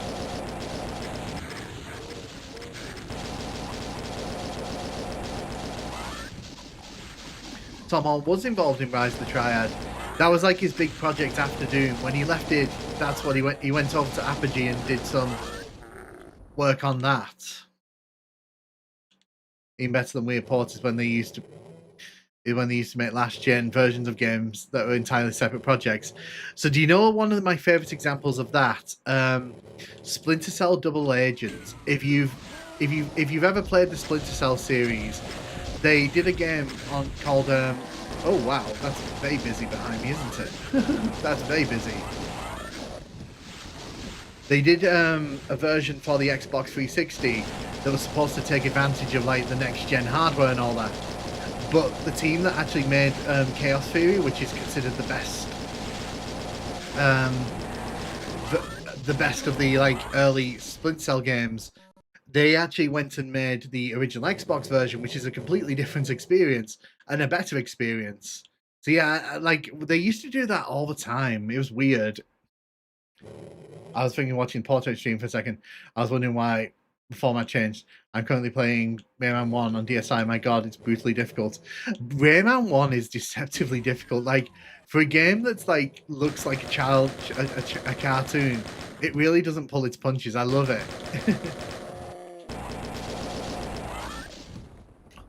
Force Unleashed last gen is amazing.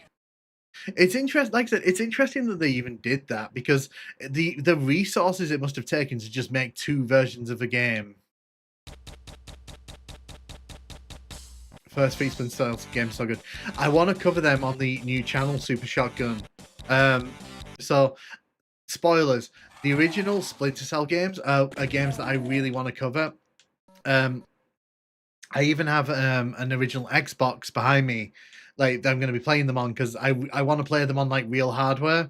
Because Pandora tomorrow on PC is apparently a nightmare. It's apparently a mess. So I don't even want to touch the PC versions.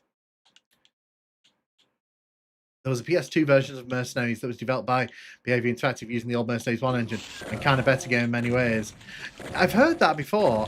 I think I've seen, because I've seen a retrospective for Mercenaries 2, so I think I might have seen that before. Thankfully, we have the PC ports, recomps, and emulators. Yeah, exactly, and it's getting better. We are getting to the point where, like, N64 games are better to experience now in emulators.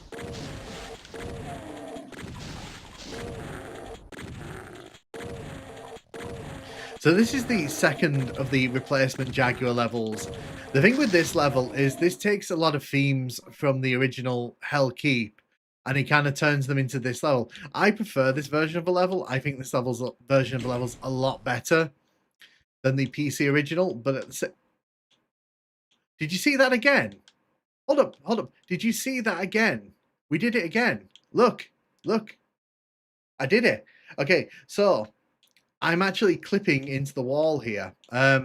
And I can tell you that because I'm jamming down the front button, as you can see here. I'm jamming it down. We're not moving. We've actually kind of slowly crawled into the wall here. So yeah, so because we did this on E1M6 earlier a bit briefly. So what I think that is because there's a sector here that opens up. And I think what's happened here, I've managed to get in on that line here where this sector opens up. But yeah, like I can get out, but like it's funny because like you can see here, so this one's really easy to get into, right? I'm trying. I'm seeing if we can do anything with this, but like I'm trying to, but we are lodged in the wall. It is possible to lodge as yeah. No, we can't really do much with it, but it's just interesting because that happened on E1M6 as well.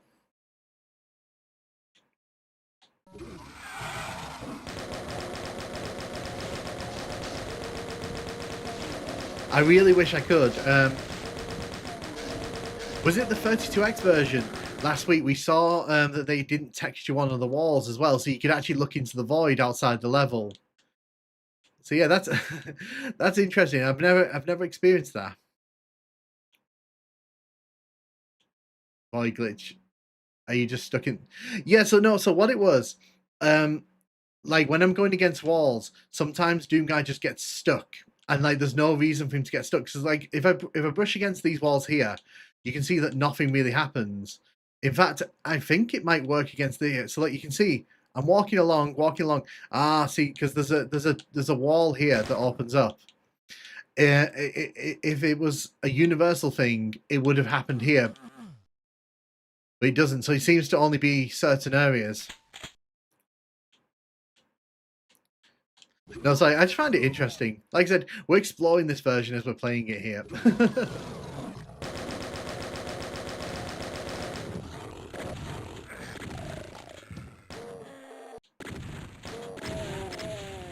This level is an absolute pain, by the way, if you are pistol starting.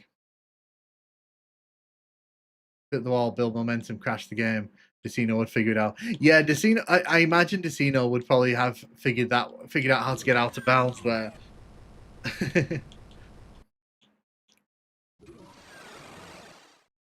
I saw a recent video about where you could just clip through the wall in GBA Do 2 by using a specific angle. Wouldn't surprise me because that version runs on a different engine, so it wouldn't surprise me if there are issues with the way it was converted. Because a lot of that was converted over to work on the GBA.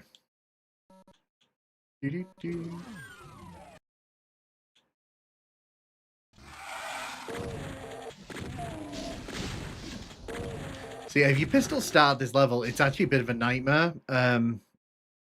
It is kind of a rough level, this one, to pistol start.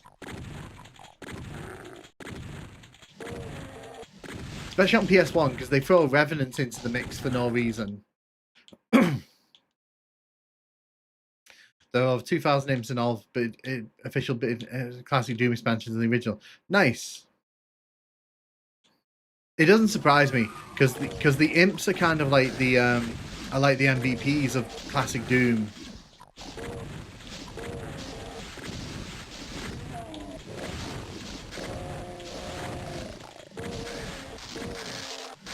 I want to get the health here. Got to be careful here because if I get pinned in, I could die very easily. So what I want to do here. Oh, okay. Well, I died. Yeah, that's kind of what I feared was going to happen. Don't have buggy stair builders. Doom is very bad with angles. The engine has very poor support for anything but straight angles. Yeah. You tend to get stuck on walls that aren't 90 degrees.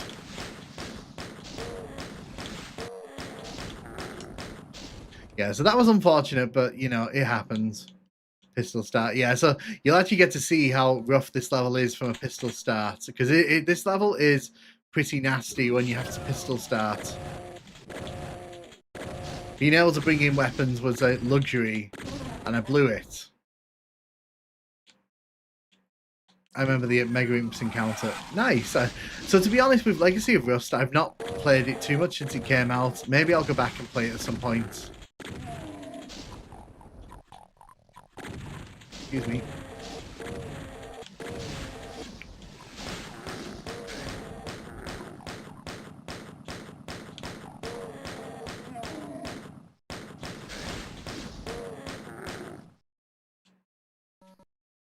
I was picking up Mega Man Battle Network collections. They were on sale, $20. Nice. I have not played any Mega Man games, unfortunately. That is a series that has completely skipped me by.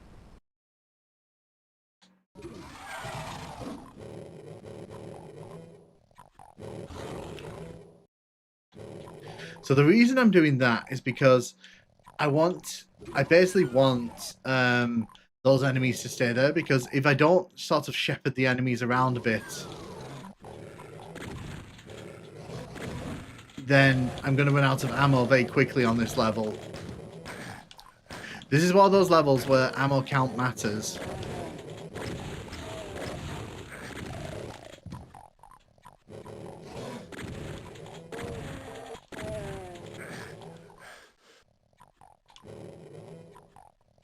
Making new maps has taught me just how insanely janky this engine is. It's a miracle people made anything with it back in the day. I can imagine.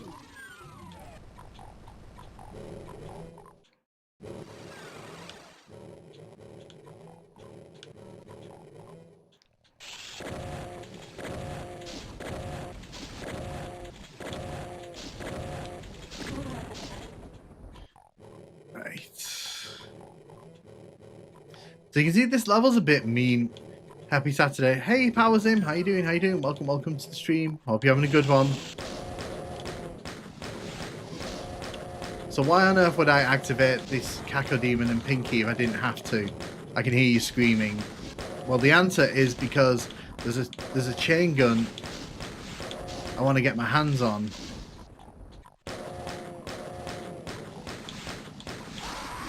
Yeah.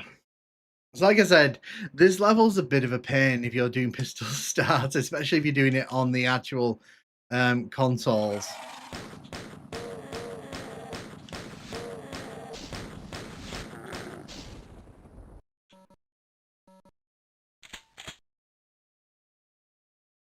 Bingo Man just got the Duke Nukem Evercade games. Ah, cool.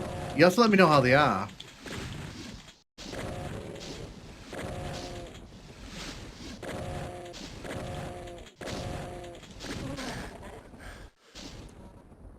No more saves coming on consoles. Is this a Jag exclusive map? So this is part of the Jaguar level set. Yes, this replaces Hell Key. So it takes a lot of the ideas from Hell Key and it kind of spins them around a bit.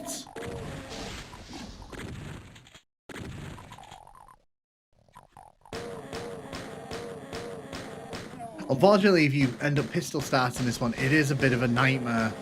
It is a bit of a rough level to pistol start. Can't see the head portrait.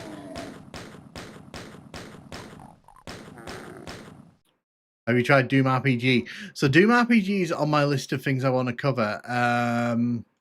I've played the first one a lot. I've not really played much of the second one. But I am aware that they do have PC fan-made PC ports. So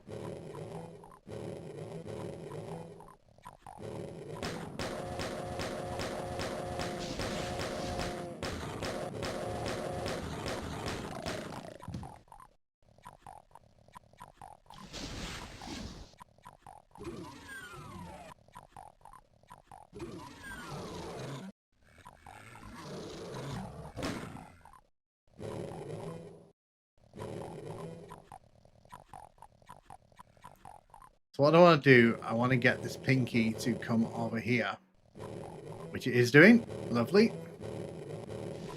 So then it sort of goes down there. So the only problem there is I've accidentally let some imps out.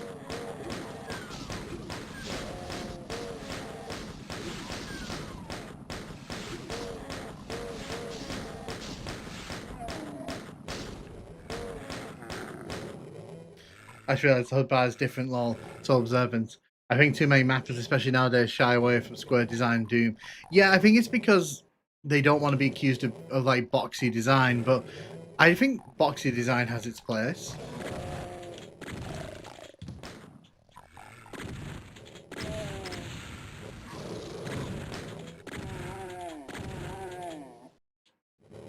Doom 3 is a horror immersive sim.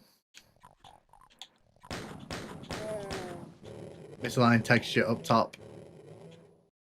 Is that? Yes, there is. You can see it there. Yeah. Especially above that door there, you can see like they didn't quite fix that one. Pistol Assassin's maps involves camel noise and a lot of weak pistol shots. It does. See, unfortunately, that's one of the things with like this level is that it is pretty nasty from a pistol start.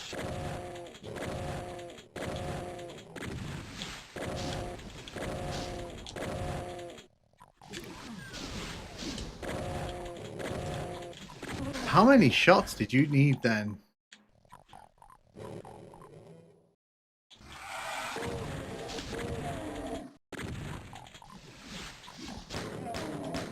Yeah, you have to be really careful on this map. Like I said, it's a bit of a slog.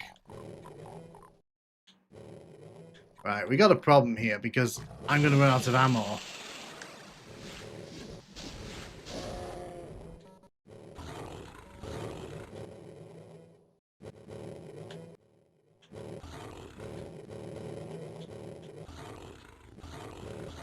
I can hear them fighting. I've played Doom BFR. No, I've not. Would you play Plutonium or Rayman 1? Rayman 1, I think. And now I want that pinky to do me a solid and kill the Kako demon.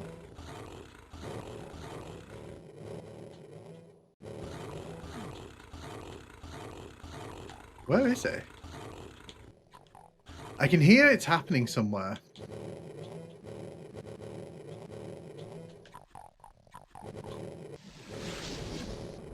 Ooh.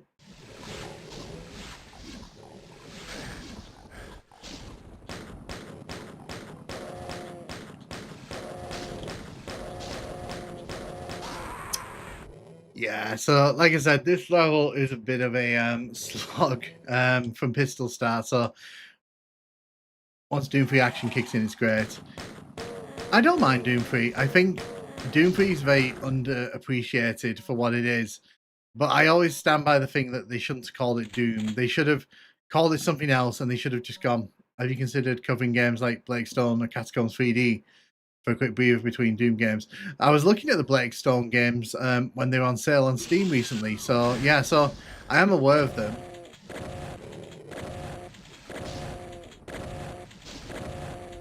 Because I was looking at ways I could do more Wolfenstein content videos, because I think I enjoyed covering Wolfenstein 3D. It's just the problem is you kind of run out of things to say about it, because the scene around Wolfenstein 3D isn't nearly as active as it is with Doom.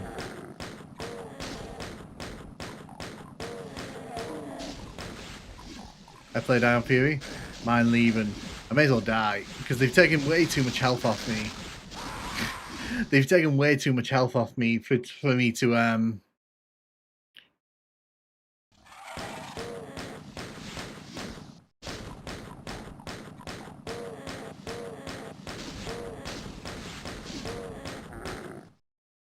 See, I'm showing off the strafing. I'm doing a good job of showing off strafing there.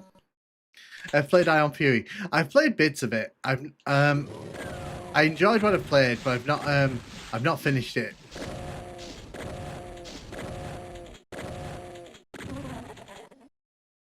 Hey, carnivorous. Oh, you're still.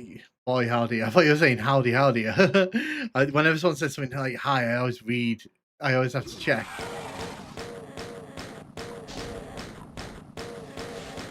Yeah, this level, like I said, this level's nasty from a pistol start, and on the PS1 version, you get a Revenant as well to deal with, which is never ideal.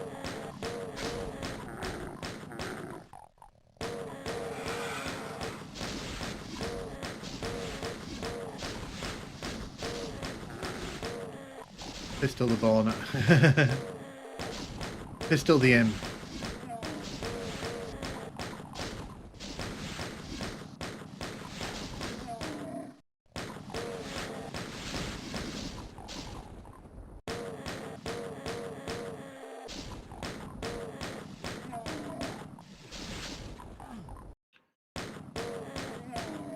There we go. I'm trying to save as many shotgun shells as I can. If you're wondering why I'm not using the shotgun, it's because I need that for later in the level, to be honest. Bang, bang, bang, bang. It's Doom, but without the music. This is what Doom is like for real.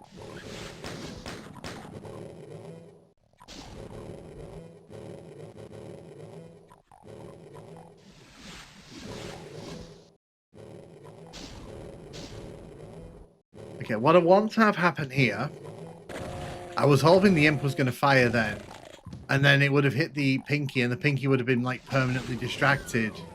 Unfortunately, that did not happen.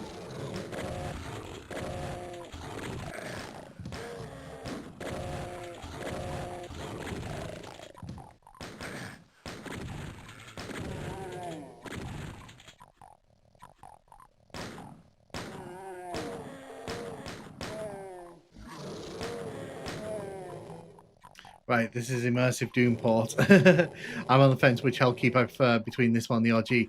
This one's definitely more of a challenge. If this had been the first map of Inferno, people would say this is nasty. I have no doubt about that.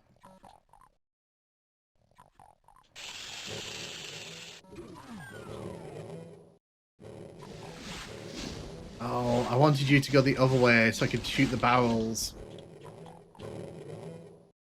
That's annoying.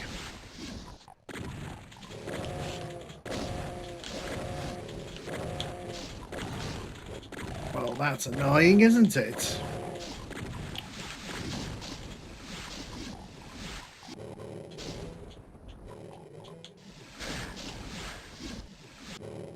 So the thing is, there's a chain gun here, which I can get my hands on. But obviously, that's not really very useful to me when I've got next to no health.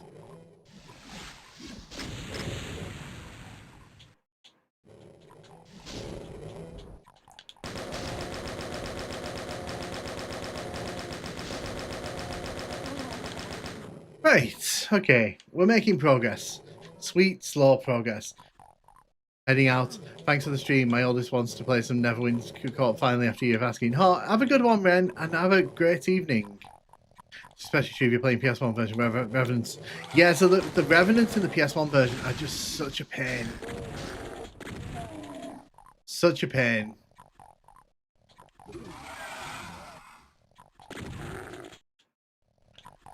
So what's annoying about this level is just, it's a mixture of no ammo, no health. Especially when you're playing on like...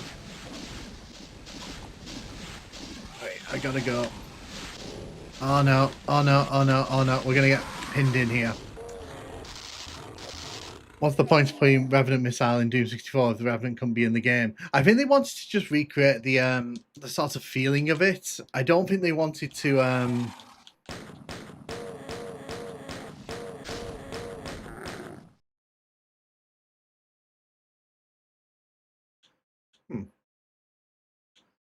I think they were just trying to recreate the feeling of it being in the game rather than sort of... Because obviously the Revenant and Archvile are big missing pieces of Doom 64.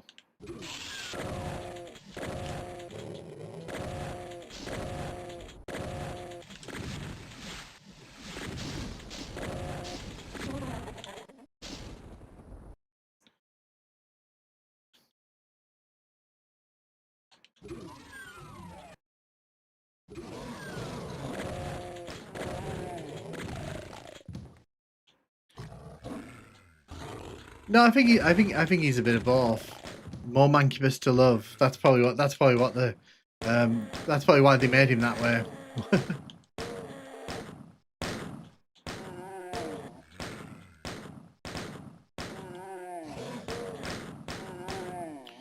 Why do they have to cap the OG frame rate at 35 frames per second?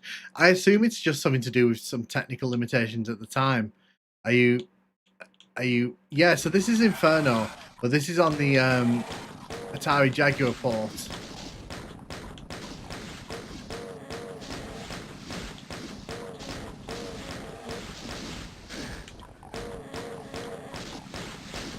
If I'm stuck here for a bit longer, what I'll probably do, I'll probably just put cheats in, because there's no penalty in this one for using cheats, and to be honest, we had all the weapons before I died, and it was rather stupid the way I died as well. I should have been more careful.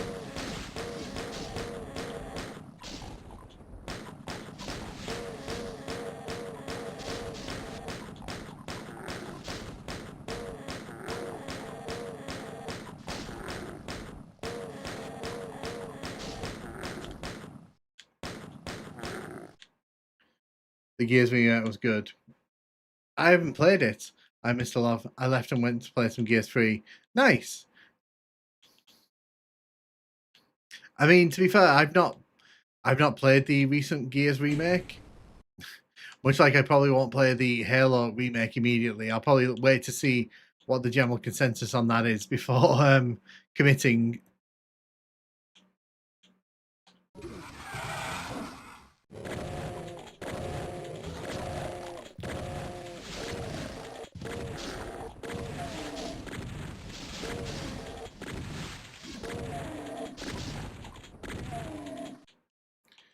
Well, we got free health stim packs here, which is not really a good trade-off for all that ammo we just blew through, but it is what it is.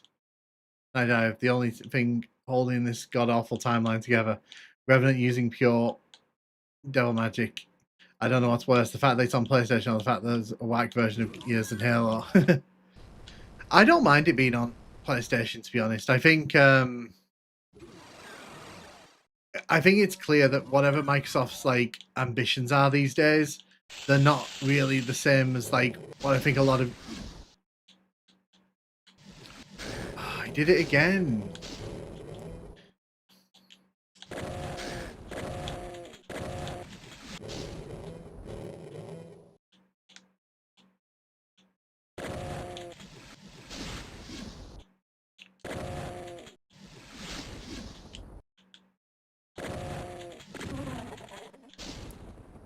Ah, dear.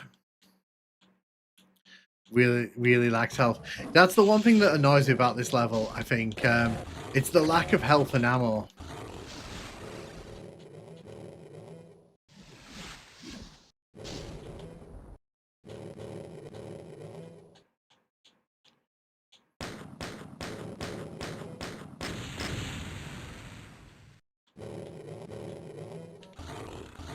Yeah, the pinky there was stopping me from dropping down.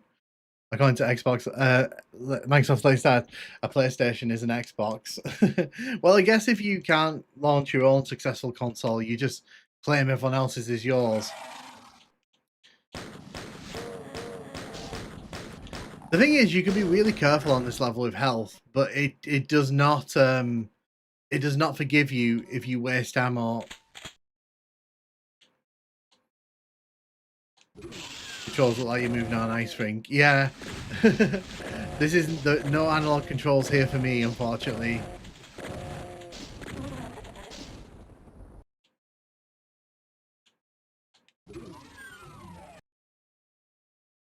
Literally nobody loses. That's kind of my position on it. Like, I feel like Gears of War, like as a franchise, it's kind of long moved past the point of relevancy. I feel like Gears of War was at its peak during the 360 era, and it's never really been that level since. So there's no reason for people to kind of get annoyed about it. I refuse to touch Gears 4 and 5. Yeah, I don't want to either, to be honest. I used to love playing Gears of War multiplayer with my friends. I used to have a group of friends I'd play with. They were always a good laugh.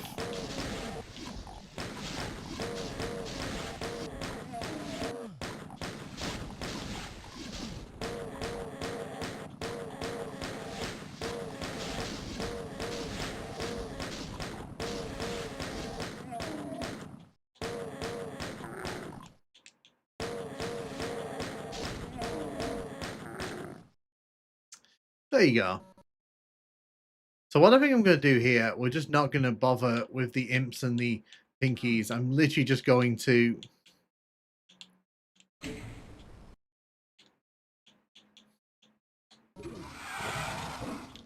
do that. Make sure no one comes around, and then like we're just going to leave that for that. I can see why people are calling out glazing. Or would you rather call Mythics?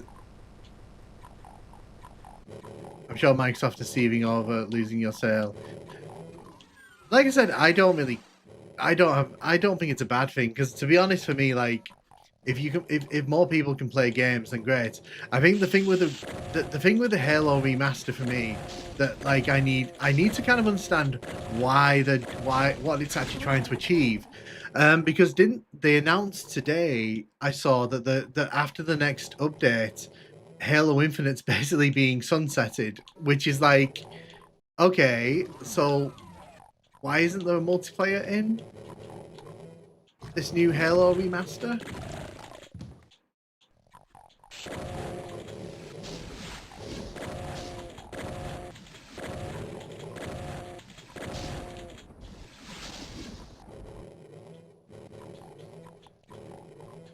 Yeah, I saw that before I came on stream.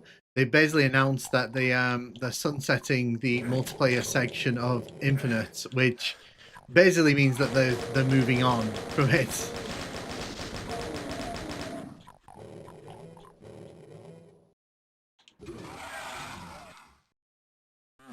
I almost cried when Dom died in Gears 3. Aw, spoilers? I'm joking. Poor Dom. But his sacrifice was for nothing, basically.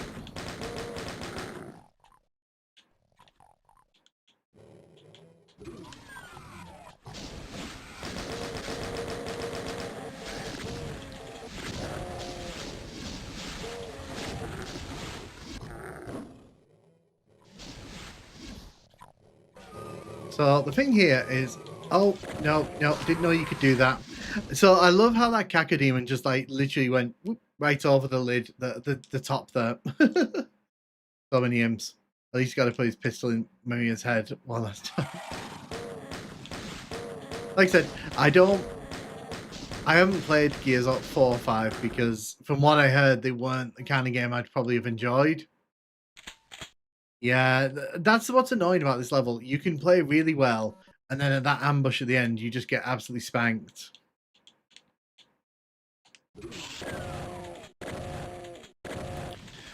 Yeah, I've seen all the talk around the Mortal Kombat collection. It's kind of sad, that one, because a lot of people were very excited for that. Oh my.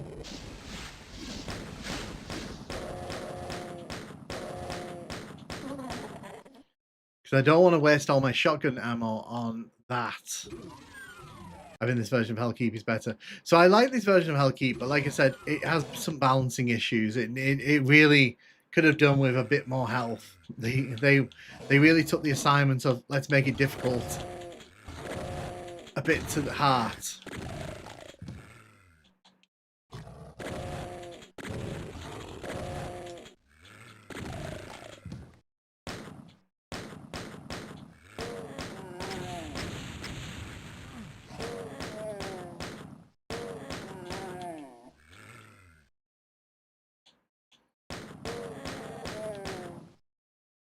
Okay.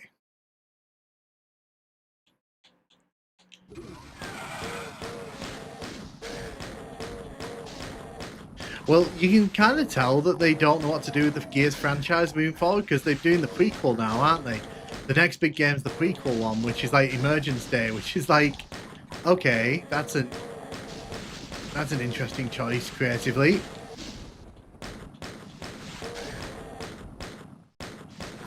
This level is true hell. It is true hell. Like I said, if I don't do it on this run, which I don't think I'm going to, then what I'll do, I'll just find some cheats and I'll put an all weapon cheat in because I feel like you know we're going to be here for a while otherwise, and that's not really the point of the stream. Let me just bring this up.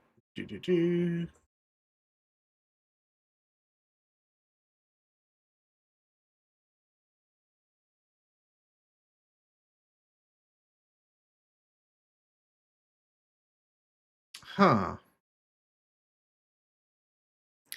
Are you going to cheat now? I might cheat now, to be honest. I'll try a few more times actually without, and then I'll sort of give in to the temptation of cheating. That's right. I'm so used to PS1 version. Hearing the PC sound effects on this map feels weird to me. Yeah. When you die too many times, it's okay to cheat. Well, like I said, we came into this level pretty well armed, and then I kind of got that caught in that ambush. I really should have been more careful with that ambush at the end of the level because I knew that was coming. I knew it was coming.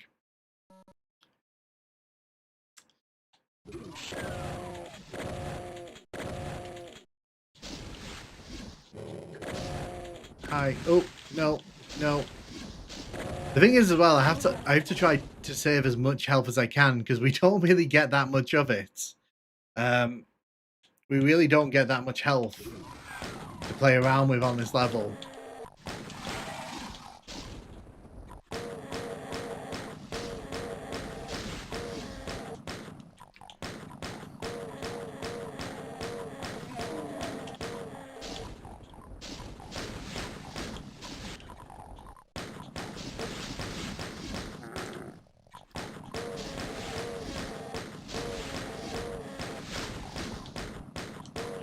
Whoa. Somebody just hit me there that I wasn't expecting.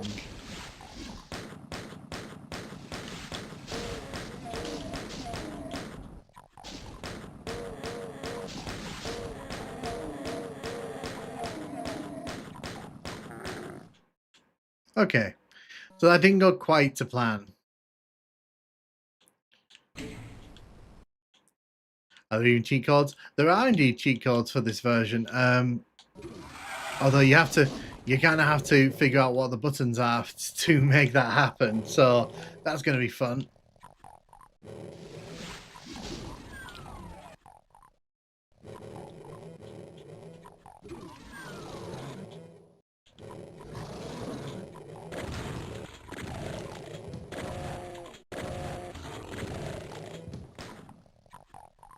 So if I just take my time in here and I don't rush things, do that, get rid of you. Doom 64 is my favourite look for Doom. I like Doom 64 as well. Doom 64 is really, really fun. You know it's dark when the corpse texture is changing. Yeah. I like Doom 64. Doom 64 is really fun. I'm looking forward to covering that a bit more once I've kind of done the retrospect for it.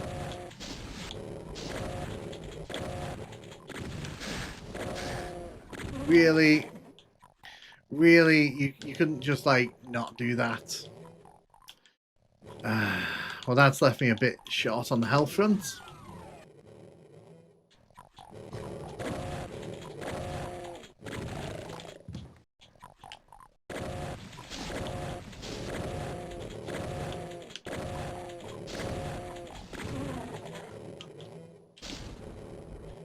I had to make sure there that I actually landed on a solid piece of land. Oh, I'm surprised I didn't die there. So the odds of me getting through this bit here with 6% health, very, very low. But at least we're saving ammo now. I'm getting quite efficient at the ammo saving part of this level. If nothing else.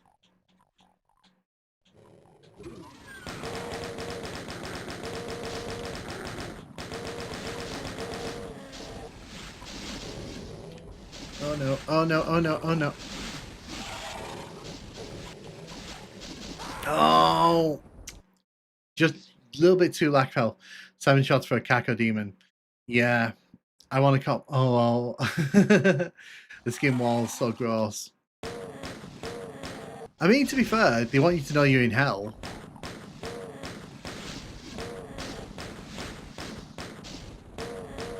How many shots does it take to take down some of these enemies? Jeez.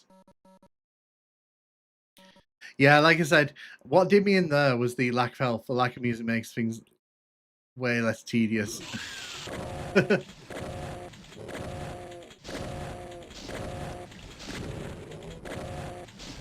Unfortunately, every missed shot in this level is like, you just feel like, should I restart? Is it worth putting myself through this?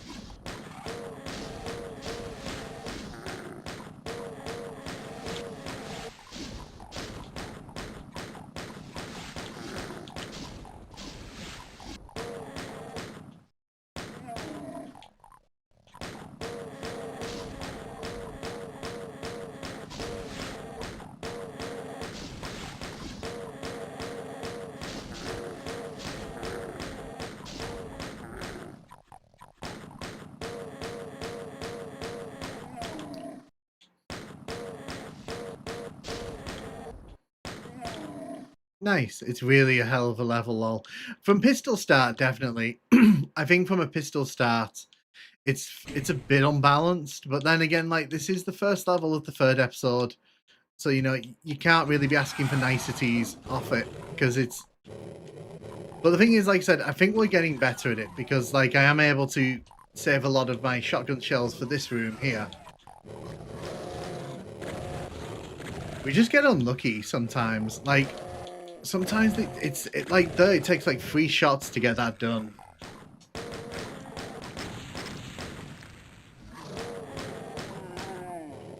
I'm thinking about getting Manhunt 2 copy for PS2. Nice, that'd be really fun. You should do. I've not played Manhunt in a long time. So...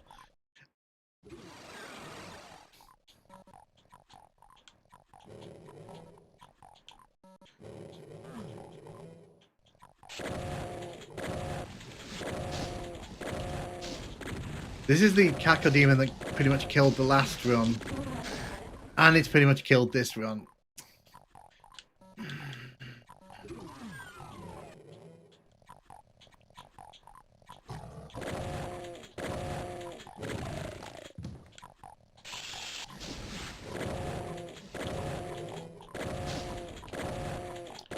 And the funny thing is, I guarantee none of the levels that come after this will be anywhere near as difficult as this one.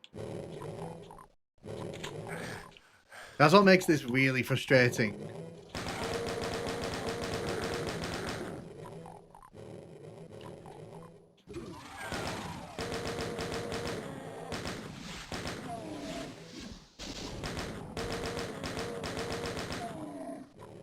This level is brutal. Imagine if the game gave you any armor at all. Yeah, that's it. Like this level's like very kind of mean with its ammo and health.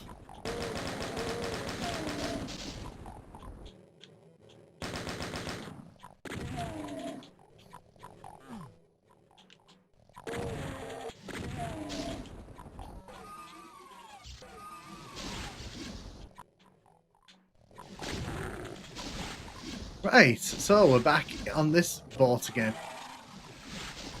So I've done that on purpose because what I'm hoping to do, I'm hoping that I can do that, run around the outside, run in here, grab the health, and then leg it out here, leg it here, and then literally we're gone. There we go. Hi Emma, welcome. I wonder why every port has a new HUD. I think it's probably just a design choice. We did it. We did it.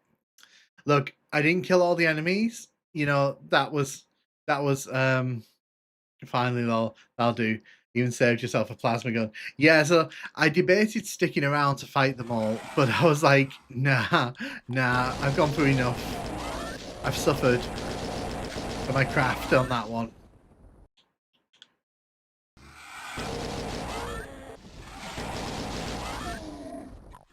Thank you. See, I am trying. I am trying not to sort of cheat.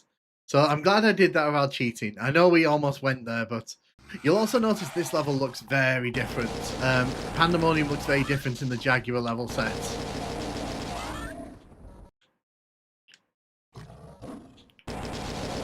I mean, the good news here is that if I'm careful, I should be able to get to the end of this level pretty easily.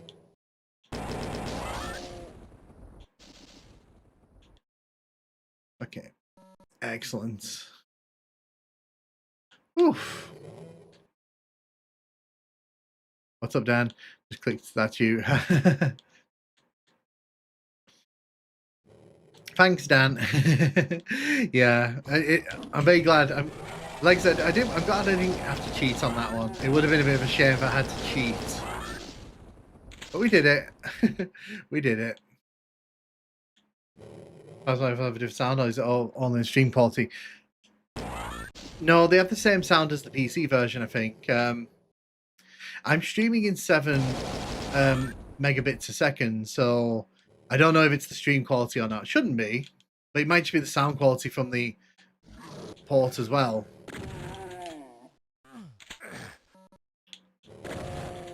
Yeah, you can see, look at the aesthetics of this. In the PC version, this is all like wooden and such.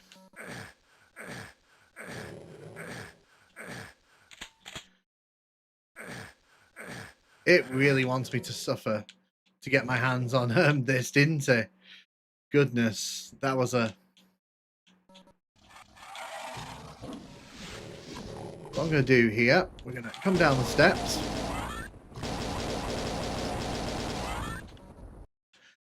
Oh, so they got rid of the invulnerability there, and they've replaced it with a supercharge. That's a choice.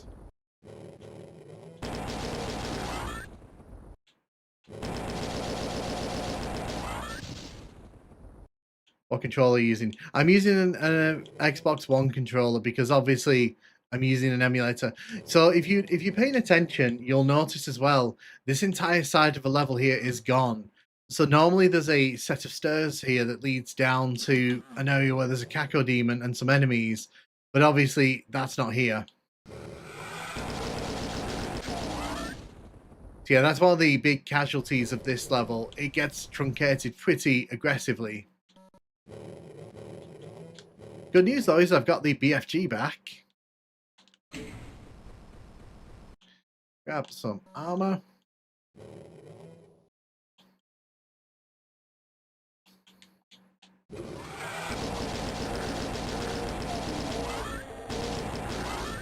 You know what? I'm going to take that. We're just going to leave. There's not much else to really note about Pandemonium other than like half the levels missing. You'll also notice that they've changed the way this level operates as well.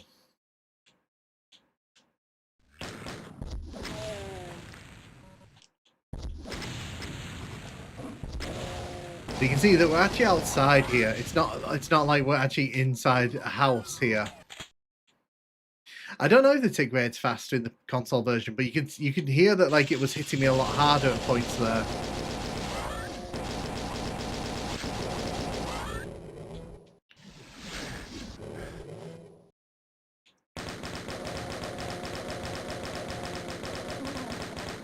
These levels are seriously cut out.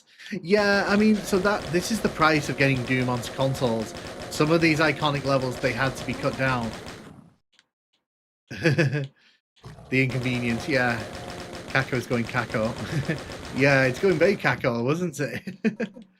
Like I said, I have done my best to try and pick an emulator here that is as close as we can get, but Jaguar emulation is noted for not being particularly accurate. So, unfortunately, when it comes to stuff like that, I can't really help. SNES did better than a 32-bit system. I don't know if I'd say that, although I would. Maybe you might be right. But you can see how they've sort of changed some of these levels.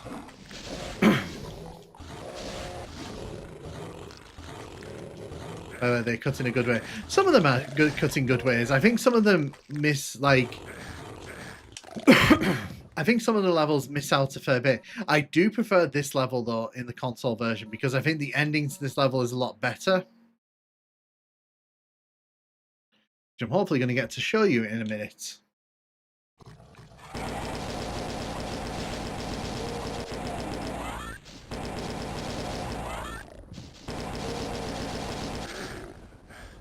Oh no, I get that, I get that.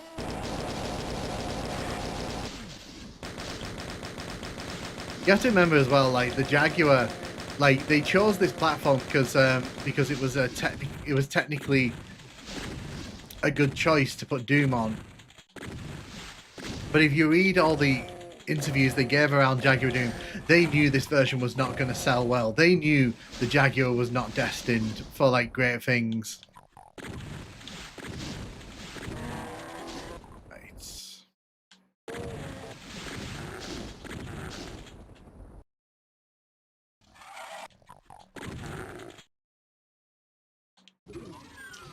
Look at all these goodies. I'm going to say yes to all of them. Thank you.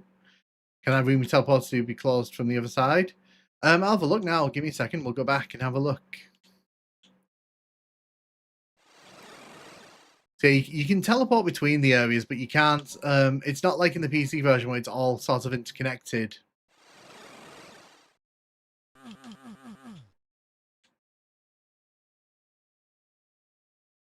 Was it like a big proof of concept for future console releases?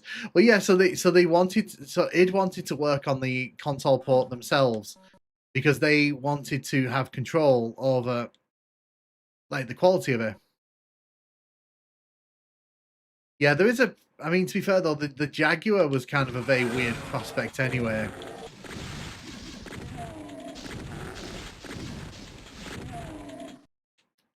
Comparing Doom on SNES to Jaguar is completely nonsensical. So if you see here, by the way, one thing that I like they've done here, they've actually made it so that this is a red door. Oh. Or they've not made it a red door. Okay. So, I was about to say, one thing I love about this version is that they've made this a red door because it means you have to go in here and do that battle. But apparently not. Apparently, like, they just marked it as a red door with these bars and then kind of forgot to turn it into a red door. That is pretty funny. I didn't know that. I did not know that before I did that. That's kind of hilarious. The end of the room, you can close it by... Oh, nice. Oh, nice. I didn't know that. Doom guy looks blind.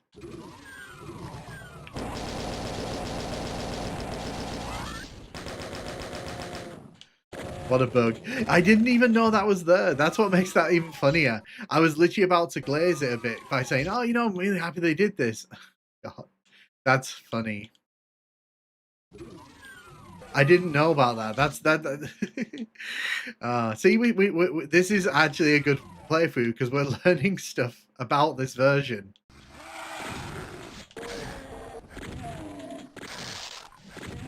So I do prefer this ending to this level. I think this ending is more appropriate than the weird puzzle that, you know, you have to do in the PC version.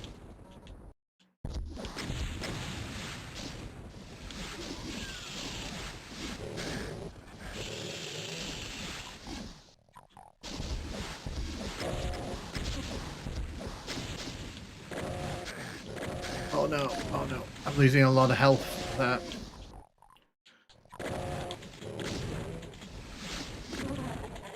Yeah, I was losing a lot of health there very quickly, and I didn't have control of that situation. You can go away. You can... Oh, where'd you all come from? You can all go away.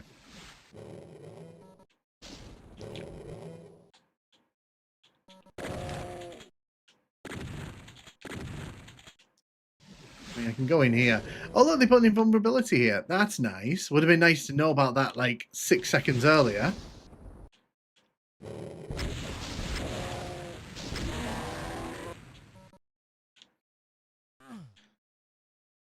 Yeah, and the thing for me is, like, this feels more appropriate for this level because it feels a bit more kind of action orientated, whereas the ending to the original, it's like, oh, look, there's a puzzle, and it's like, but the puzzle has nothing to do with the rest of the level, so it's like, I love when you spot after a battle. Hey, Whiskey Omega, welcome, welcome. How you doing? Every system had different architectures. I agree. I agree. That's why playing through these console ports is fun.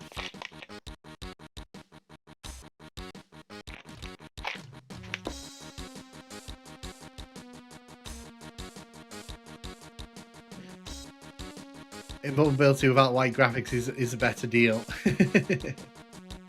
Yeah, I just feel, like I said, I feel, yeah, man, this is cool.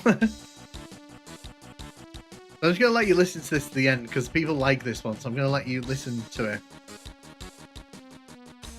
This MIDI sounds pretty funky. It is fun. Like, some of them come across well, some of them do not come across well. You can also see this level's kind of undergone a few visual changes. Donna to the rescue, if I recall. Yeah, I think so.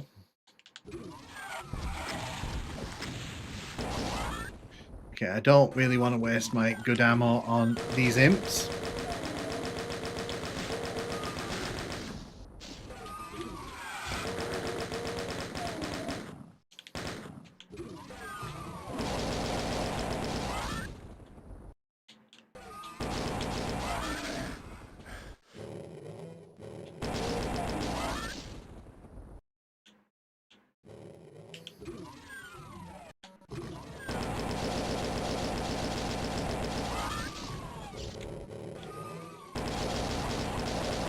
Let's get rid of you. I really like the Jaguar music, even if I think no music is superior for atmosphere. I mean, to be fair, I think the option of having it on or off would have been better, but I get what you're saying.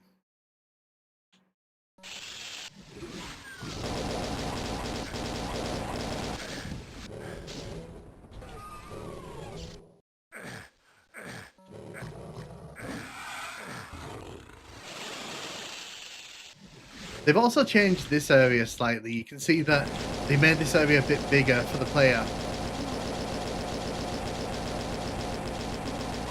The mini version of that one is still around.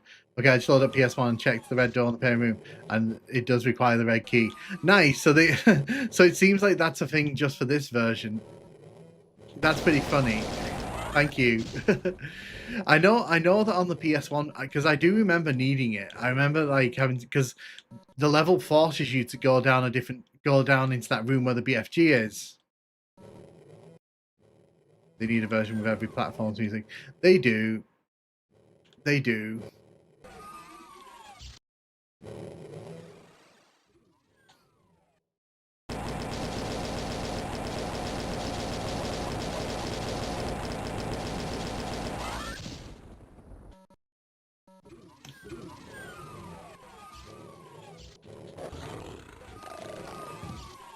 Such a boring map has some incredible look.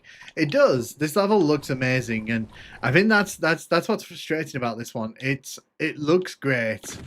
It's just kind of a shame that it's not that fun. That central teleporter is just a bit too much, in my opinion.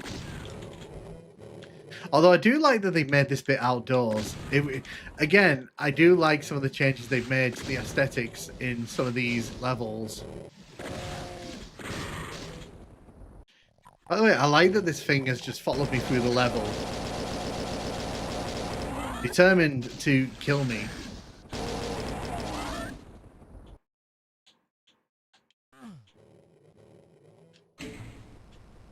Of course, there's no crushes in this version. That's one thing you might have noticed, by the way, as we're playing through.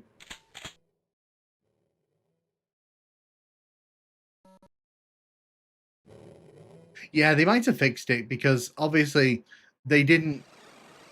This was obviously like a much earlier stage than the PS1 version of the game, so maybe they caught it and fixed it.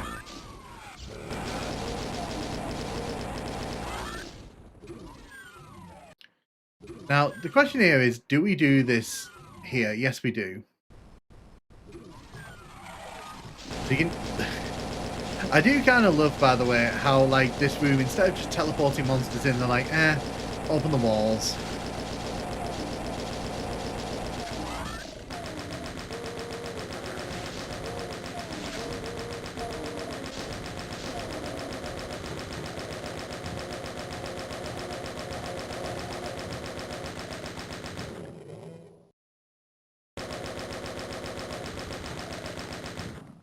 I have no idea. But as you can see, they don't like using teleporters with the enemies, so I'm guessing that that was done for hardware reasons.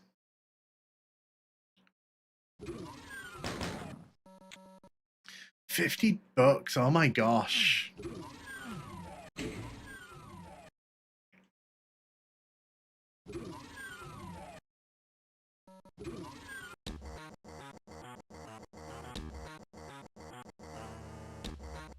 So people say the 32X version of this song is bad.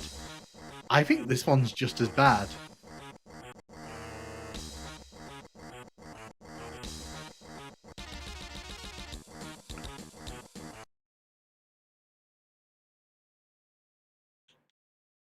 Yeah, so my younger brother got a PS1 for Christmas when we were younger. He adored that PS1. It was like everything to him. And then everyone else in the house adored it, so it became like the house PS1, which was kind of funny. Sounds like trumpets. Oh, the fart song.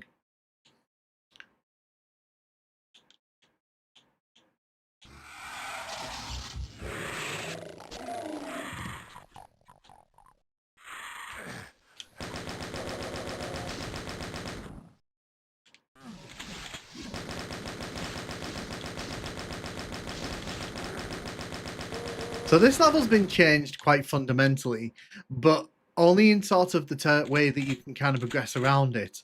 You can see that they've put all these walls around the outside of the level. I had a PS1 Christmas 1994. Oh, cool. That means that you imported it, I'm guessing then, because it only came out in 95 in the US, didn't it?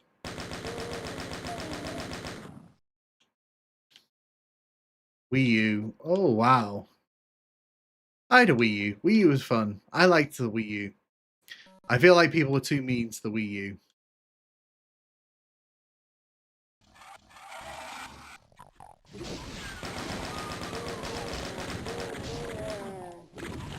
I feel like people were very mean to the Wii U, and like, I get it, it wasn't like the best console, but it was definitely not the worst console, but people were like a bit mean to it, and it's funny because the gimmick of that, like having the second screen, became the Switch's whole thing, you know, like, except portable.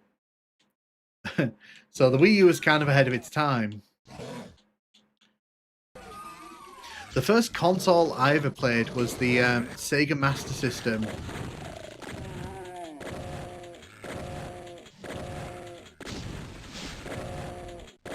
So So you can see this room exists in the PC version, but what they've done, they've made they put the yellow key in here.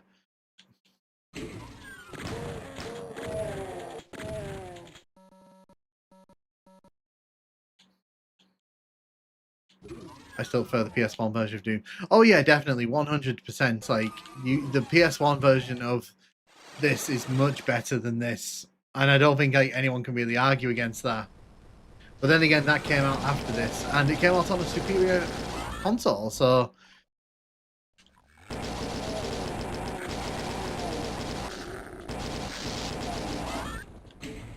Like a demon. NES for me and DOS with a. It looks like enemies move per pixel as opposed to per vortex. That's really interesting. Yeah, obviously there's a lot of changes between this and the console version, so we have to deal with these, aren't I?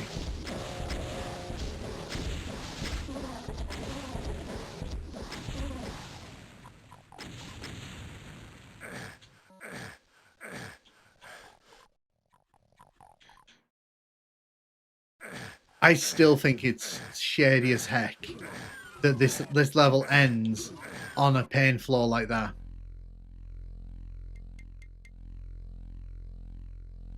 Oh, nice. Glad to have you normalizing our healthy obsession with Doom, the best FPS. Indeed, Mr. Weapon, indeed. It's good fun.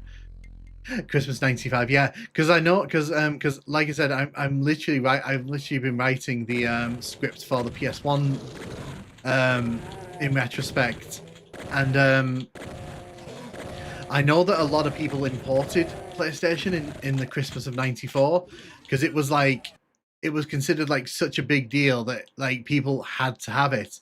By the way, this level looks so much better when you literally like when you put it outside like this. I'm just saying. This level just looks so much better in this version.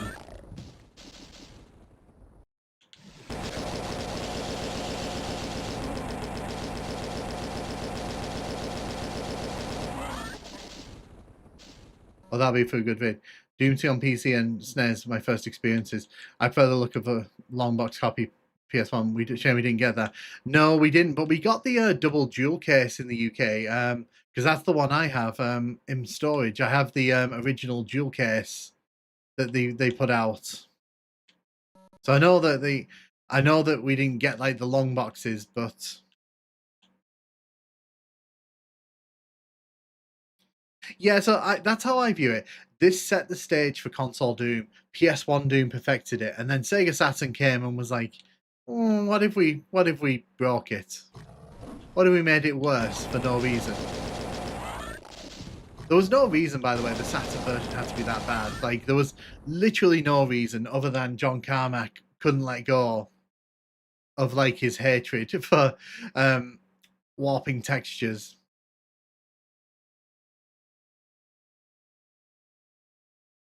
My dad was like, buys. So we only got new games at Christmas and birthdays. That's the only time in the year we were ever bought like new new games. So we got very good at playing the same games over and over and over in our house. That was kind of a thing in our house. We didn't get like games every day and every like week.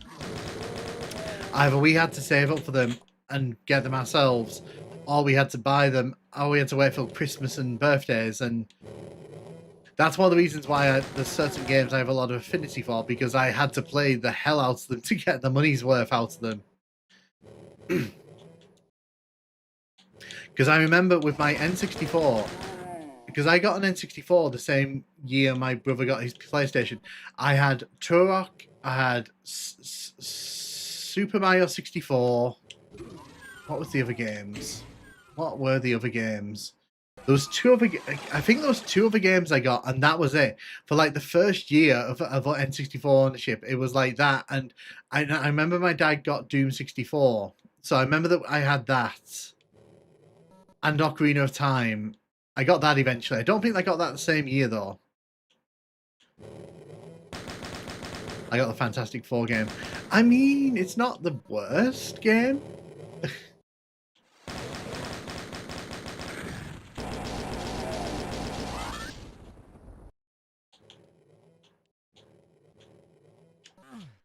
Ah, they seem to have made that a bit bigger, so you can't just run across it.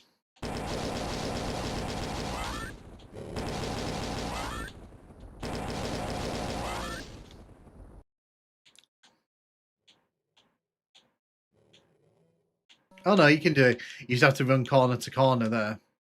Right. Boo. Yeah, he falls.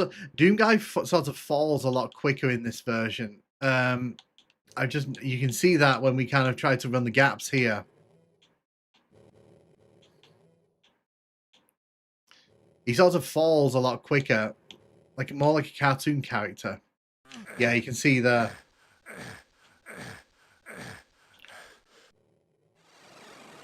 Right, I'm going to die here. In pursuit of trying to show you all that, I'm going to die here. Okay. Well, if I'm going to die here, I might as well try one more time to get over here. No. Jaguar levels like Hell's Gate and Hell's Keeper in the PSX version. I used to judge game. Nice to see you stream, mate. Oh, thank you, Desan. How you doing? How you doing? Welcome, welcome. I got Jag, but never played this version. Yeah, this version's interesting. This is like the baseline for all of the console ports.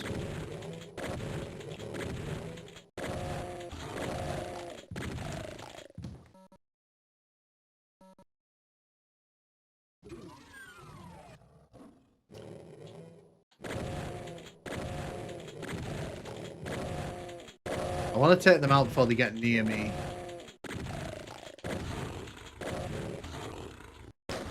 Add GBA version. No worries, Seamus. Welcome. To be fair, Carmack probably never expected Saturn to perform worse than Jaguar. It's kind of very weird that like the Saturn gets a worse version than 32X. It really is. Like,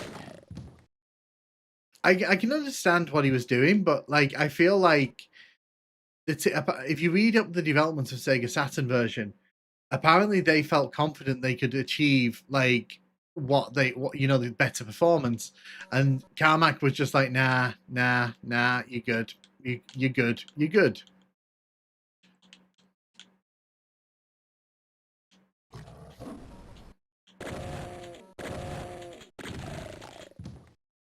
Good games. It's a shame because I think the Saturn, good console, let down by some very, very weird choices by Sega.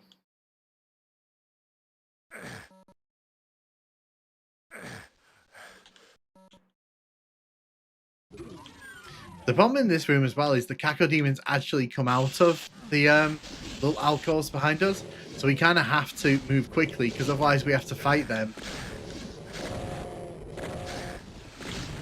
Oh, so not being able to circle strafe in that room is a pain.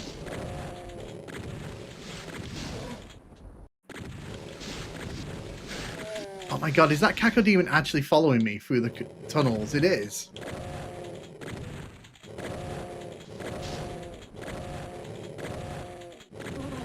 Jesus, that Cacodemon really had it out for me there, didn't it? It was like, you're not passing through this level.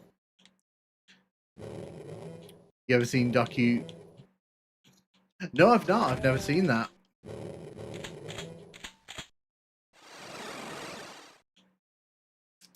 You know, this is probably not the worst place we could have ended up, because I do need health. Like, really, really badly. I really, really need some health.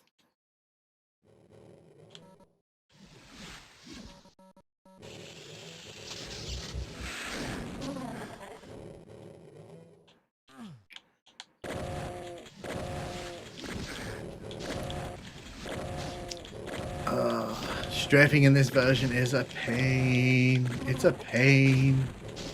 Because whoa, where did you come from? There's a third one. What? I only expected to see two there. Didn't expect to see a third one.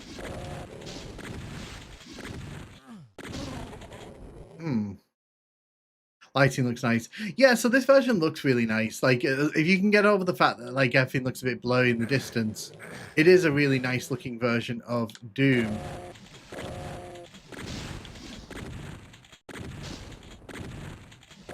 I could hit any of these shots, that'd be really useful.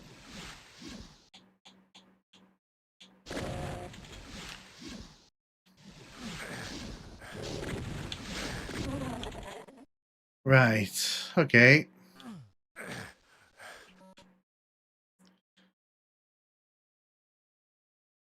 This is exactly what you want out of your Doom experience, isn't it?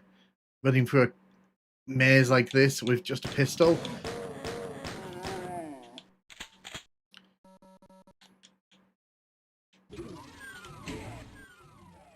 Have you played Orcs and Elves?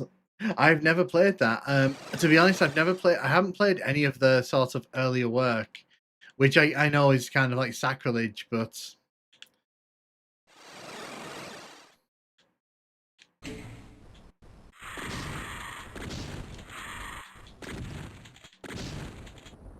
rid of those. So at least now with those out of the way, I can sort of focus on the rest of this level. Oop, health. Thank you. Please tell me I didn't take all the health here. I did take all the health here.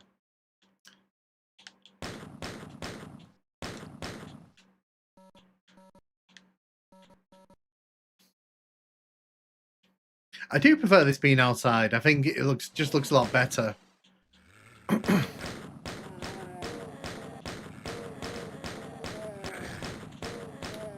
Which is a division from Midway, which explains why Doom 64 was made by them.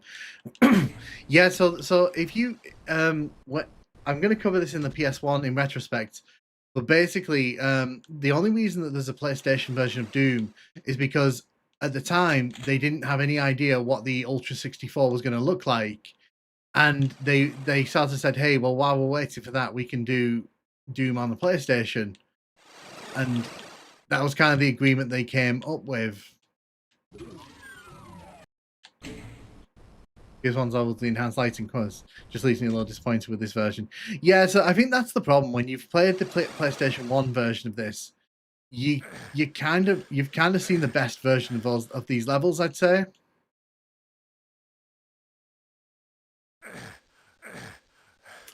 So the start to the next level is going to be absolutely funky. Because we got no armor, we're going to be down on health. But we're going to have a bunch of cell ammo, so that's going to be something. Right. I'm going to do that because at the start of the next level, you guys enjoy it. It's a first-person dungeon crawler. Have you... We're almost at the end of this experience. What I'm going to do, I'm just going to...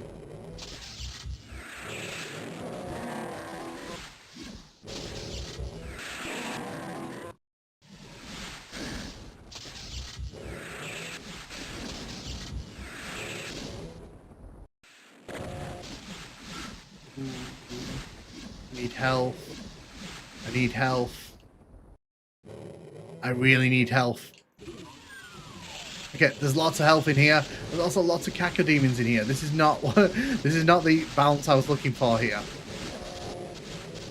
So I'm trying to get all these to infight. That would be really helpful to me.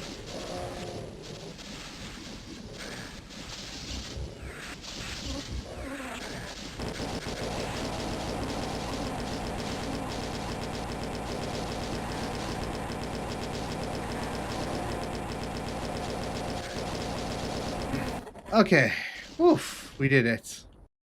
And the intermission didn't announce it, huh? Yeah, that's weird. It did, because it looked like it was the end of the game, but it's not. So yeah, we can take a quick look around this level. So this serves as the final level here. So if you're wondering like where this is in the gameplay order, this is the final experience. Yeah, no Baron versus Kako. No, you do. You get the Baron versus Kako as the final level. Although obviously, you get this weird ending here, which I'm never a fan of. I don't understand why they didn't just put like an exit here. Wait, this ain't this. No, this ain't this. But unfortunately, in this version, this is where the game just kind of abruptly ends. Carmack has a really not his best attitude. He killed the hardware accelerated Saturn port. Id Software salutes you. The horrors of hell could not kill you. The most cunning traps were no match for you. You have proven yourself the best of all. Well, I mean, that Hellkeep experience didn't prove that, I don't think.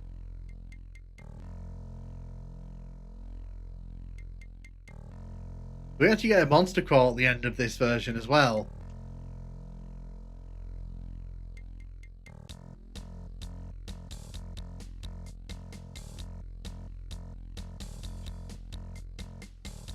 I remember at Blood River.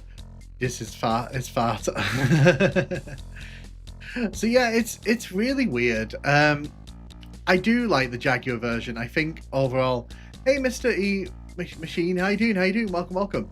So, like I said, I do like the Jaguar version. I think that as a basis for like what would come, great. I think in terms of Jaguar, fine. Performs at around 20 frames a second, more than what you could ask for. Had multiplayer, had the Inferno episode, so it's got all the content that was missing from the 32X version. The lack of music, bit of a killer, I think. I think, if I'm being completely honest, I would probably struggle with that as a thing. Let me just do that. But yeah, I think the Jaguar version, you've got to take it with a grain of salt. It was the one that was designed to lift up the other versions, and I think it does a good job of that. I think this is a good basis, and I think that in terms of the Jaguar, they did the best they could. So PS1 and Saturn are the only 9 spots to have Die Flesh Consumed and Doom 2 levels. Yes, so Die Flesh Consumed, you have to remember, it released in 1995, in the middle of 1995. This released at the end of 1994, so this actually came out before Die Flesh Consumed. And it's important that you remember that, because Die Flesh Consumed came out after Doom 2, but it came out before the PS1 version of Doom came out, so that's the reason why Die Flesh Consumed doesn't turn up in many of these ports. Yeah, and Saturn only got it because it was based on the PS1 port, so the levels were already in there. But yeah, I mean, I hate to say Saturn do more than anything. It's Magikarps, the Gyarados. Yeah, and with the PSX version, I think like I think that version is probably the best console port overall, but it uses the Jaguar levels very effectively, I think. So yeah, so what I'm going to do now, I'm going to quickly just jump back to the starting screen. We are going to continue, so don't worry, we are going to continue for a little bit longer. But what I want to do, I just want to reset everything here, just because I have to reset the emulator, because this is one of those emulators where you can't just reset and restart. You have to actually go out to the emulator and back in. It's very, very, very archaic. But yeah, so what I'm going to do, give me a second, we'll populate the list. I'm going to play some levels in Ultra Violence. I don't think we're going to have time to play all of them though, so I think what we'll do, I might come back and do that in a separate stream if people want that. There we go. And we're back. But yeah, I mean, my opinions on this version are that this is a good basis. This is like much better than the 32X version. I think that in terms of everything around the music, this is the superior port. You'd want to be playing this if you were playing Doom back in the 1990s. Do I think you should come back and play this? Play the PS1 version. The PS1 version has all these levels in this form. It's better. It makes the levels better. I would personally just recommend play the PS1 version rather than this. It's not this is not worth coming out of your way to experience when you can go and play the PS1 version, which in my opinion is the best of this version. Oh, very nice transitions. Yeah, so funnily enough, the layout for the stream, I made that because there was a McDonald's advert in the UK that used teletext, and I was like, oh, that'd be so cool for a stream layout. And then I literally spent like 6 hours making my stream layout, which is why it looks a bit like teletext, but not much. Yeah, so I'm really happy with the layout and all that. So But yeah, I think the Jaguar port, in my opinion, it's a very important port. It's probably just as important as the original Doom 1 in terms of the legacy of Doom overall. But you also have to say, wouldn't recommend to come. I wouldn't, because getting a Jaguar emulator to work in the way you want it to, it's a lot of work. It's Jaguar emulation is just not where it needs to be for people to come back and experience this in a casual way. Like, I had to literally tweak this emulator to get what I wanted out of it. Hey Azanis, welcome. That's awesome. Yeah, no. So on streams, I use my face. I don't mind using my face on streams, but like on in my normal videos, I prefer to use the animated, the image over, because it's character for the channel and all that. A nostalgia call for nostalgia games. Can't really argue there. Yeah, exactly. And I think like the PS1 version just does this. It takes it to where it needs to be, where you'd want to go and play it. So download PSY Doom on PC if you've never played these levels and play that version. I think you'll have a much better time of it. Oh, thank you. I'm glad you like it, Old Red. So I seem to be stuck in the... Oh, there we go. I managed to get out of it. I was a bit stuck in the menus there. It wouldn't... Like, because what it does this, it seems to sort of... I think I actually have to wait for the... Do I actually have to... Oh, no, I don't. I just have to click on it. Give me a second. There we go. So what's nice, it actually remembers that we've played all these levels previously. Because if you remember at the start of the stream, we couldn't get off Area 1. So this does have Nightmare difficulty. So what I'm going to do very quickly for you, I'm going to show you what Nightmare difficulty is like. Play UV. Do you want to see UV or Nightmare? No love for the 3DO version? Yeah, so I will. So eventually, I will play that. Once I've done the in retrospect for that, I'll do a playthrough and showcase of that. So we'll talk about that version, because I've played that on stream before. Oddly, a few years back, it was an incentive and people met it, so I played the 3DO version all the way through. I actually don't think the 3DO version's that bad, other than the frame rate. It's game music though. 3DO Doom sucks. It sucks, like, but it sucks in a way that like it could have been a lot better.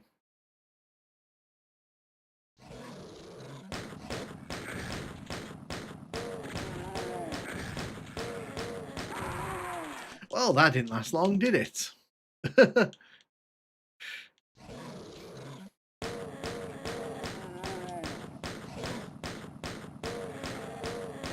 yeah, I think, like I said, I do have a lot of admiration for this version of Doom, even if I don't think this is one of my favourite ways to play Doom. So I'm playing this on Ultraviolence now. So the original plan was to do 2 playthroughs. So I was going to do Hurt Me Plenty and then play Ultraviolence. But I think there's not going to be enough time to finish an Ultraviolence playthrough today. But what I will do, I will play a bit of Ultraviolence just so you can get a flavour of what it's like on Ultraviolence as well. Hey, George, how you doing? How you doing? Welcome. Yeah, this is Ultraviolence.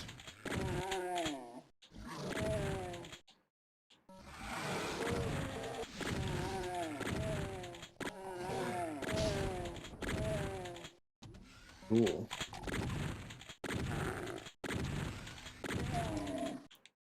Yeah, I hope everyone's having a good time. Because I remember how the auto model from Doom shifted downwards. For some reason, I always found it really likable. So I've recently been able to get Doom 95 working. So I might, to be honest, there's a lot of Doom streams I want to do. The next stream I'm thinking of doing that's going to be quite big. I'm thinking of doing like a live playthrough of the alpha and beta builds of Doom 1. And like the idea is I've got those running in DOSBox, so I can walk around, we can explore them together, we can just have a good time like looking at like the very early builds of Doom. Because I think that would make for a really fun stream. Is this real hardware or emulator? Yes, as I've said a few times, this is emulated, but I've tweaked it so that it's as close as we can get to the Jaguar hardware, because it's like £200 for a Jaguar in the UK.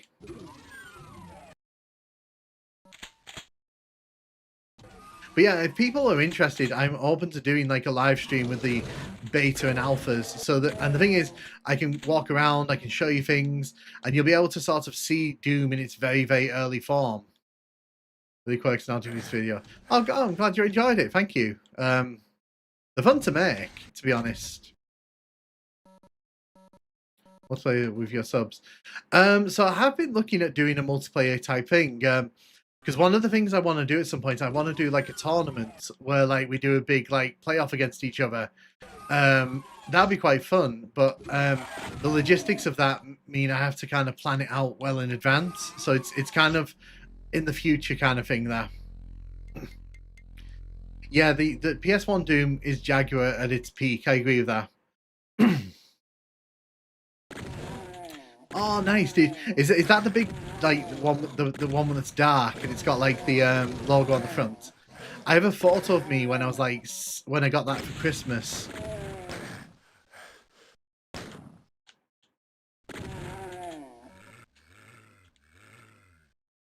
I do have a photo of that, but like I might post that one day because when I tell you I was obsessed with Doom as a kid, you all need to understand I used to revel in Doom to the point where my nan used to tell me to stop talking about Doom. I miss being able to go to a retail store and buy a PC game. Yeah, unfortunately, PC gaming is just kind of like an online thing now. The experience is very kind of detached.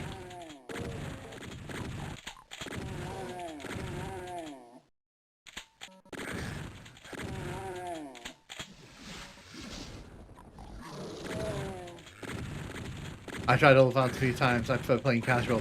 Yeah, so normally on console versions, I'll play on Hurt Me Plenty because the controls are hard enough sometimes to kind of play around with, and then you get the performance issues. There's quite a lot of things that can go wrong.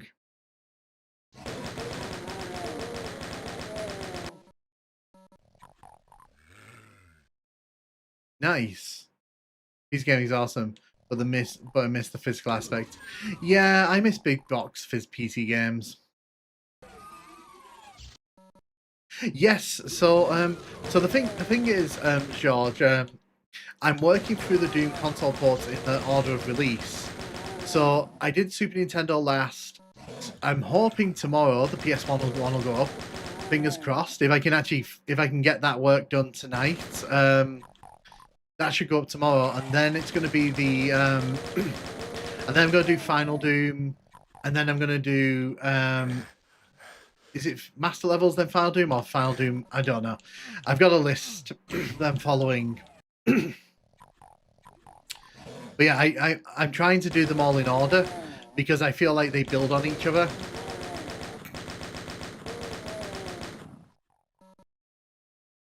Because I feel like if you do them out of order, it's a lot harder to tell the story of the console versions because I feel like, especially because if I did the 32X one, and then I went and did the Sega Saturn one, and then I went back to the Jaguar, it's kind of like that's not how it happened in real life.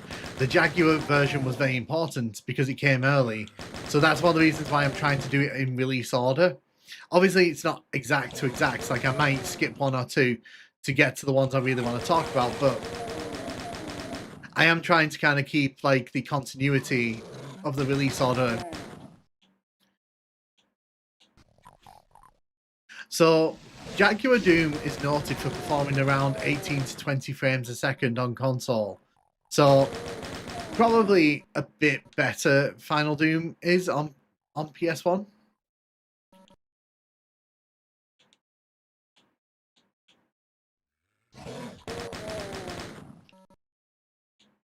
Is that a unique top wall texture? I think it was in Doom 1, but I don't think it was actually used that often. The thing is, this maze, it gets changed so much, because if you come in here, I think it's in the Super Nintendo version, it's a different texture again. This area really gets changed a lot in these console ports.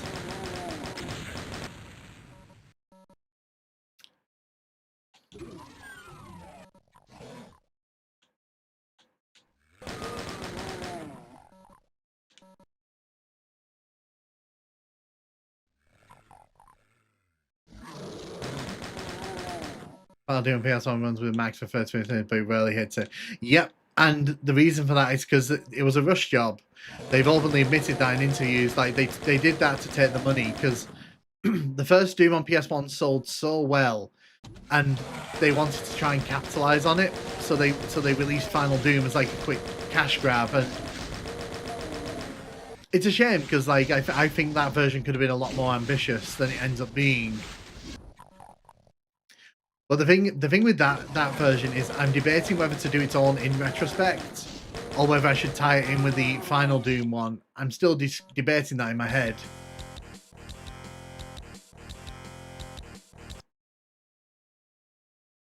Yeah, Final Doom on PS1, like, it's great that Final Doom showed up on console because, to be fair, until Classic Collection on PS3, Final Doom didn't make its way to console ever. Like, other than that PS1 collection.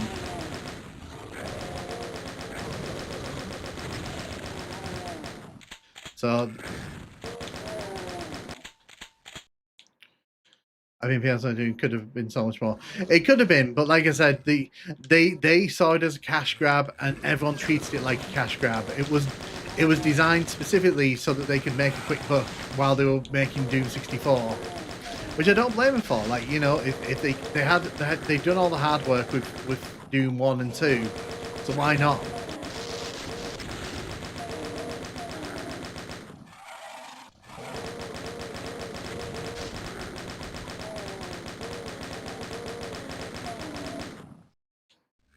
I actually just played PS3 Doom Collection. I noticed the sound, how low pitched it was. Not sure if it's me. No, it's not just you. They did that with the BFG edition as well. They really messed around with the sound pitching in that version. I really like Doom 3 Collector's Edition. Yeah, so I own that. I actually have the so when I was buying like retro games a while back, I made sure to buy the Doom 3 Collector's Edition, and then Doom 3 Resurrection of Evil, because there's three versions of Doom 3 on original Xbox, and two of them have classic Doom on them. So I wanted to make sure that I had all the copies of that.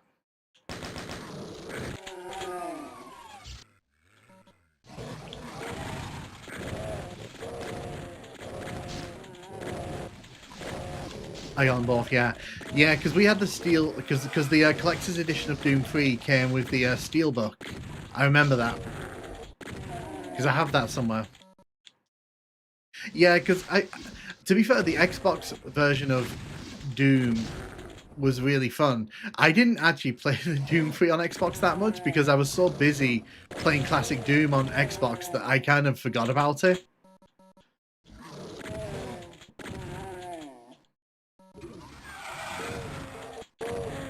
Yeah, so I think I've always felt that the PS1 version of Final Doom, they really should have just called it Master Levels of Doom, because that's it really just had more master levels than anything else.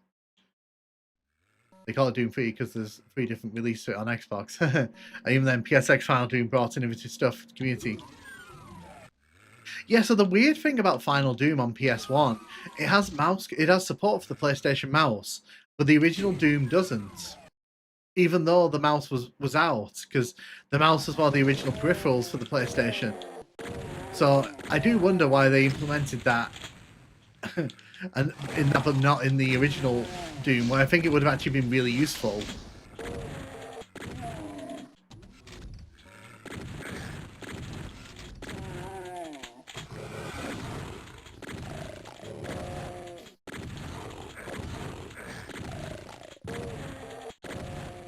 Doom 3 ran so bad. Yeah, like, to be fair, it was a power-hungry game. Like, people forget that Doom 3 was a powerhouse game. It really pushed systems to the limits.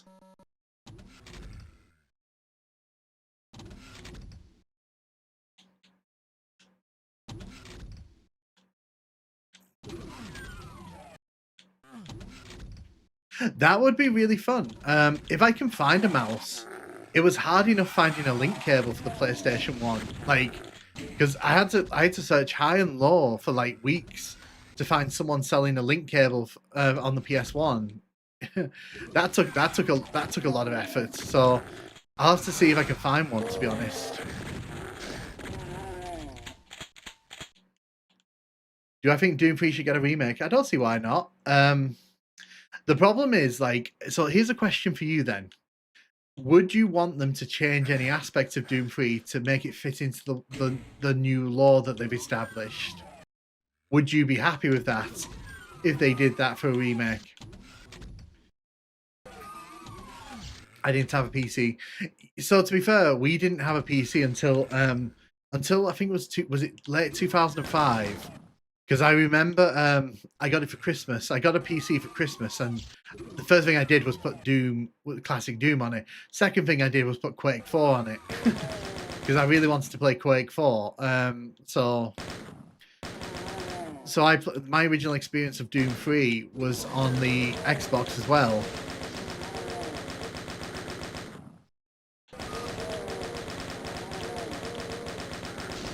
Doom 3 and split screen was awesome. It was. Doom 3 getting another re-release. Well, no, so we're talking about a remaster, a remake of kinds. I personally don't have any interest in Doom 3. One of the reasons I haven't done videos on it is just because I don't find Doom 3 particularly interesting to talk about at the minute. Not because it's not interesting, it just doesn't interest me. I think Doom 3 is if I was going to talk about Doom 3, I'd probably do a video about the original Xbox version, because I find that more interesting to talk about. Doom 3 is too easy. I remember Quake 4 on Xbox 360, but at least it came with Quake 2. It did. You got a copy of Quake 2, and it had achievements that were worthless, because they were all worth 0.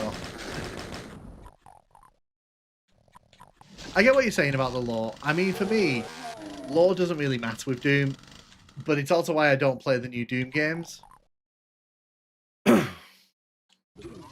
Anything that isn't Doom 3 for the BFG. Yeah.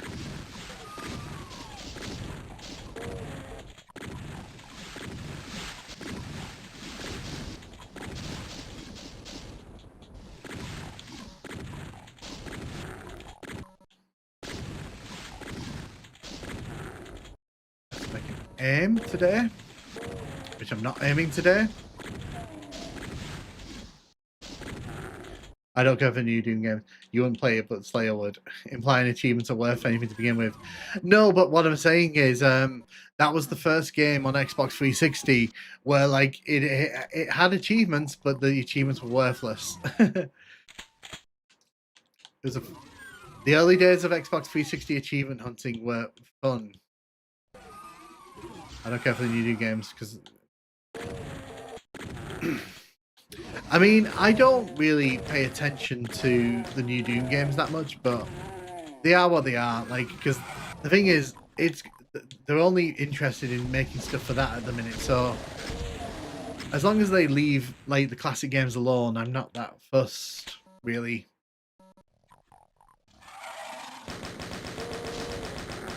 Apart from probably the Zebo version.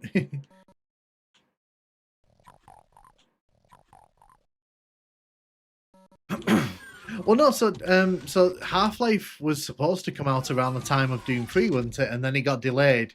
At least that's my recollection of that. I like 2016 and Dark Ages. Eternal I found to be too much. That's fair, I can get that. The biggest criticism I heard about Eternals was that it kind of went a bit overboard with the skill trees and such.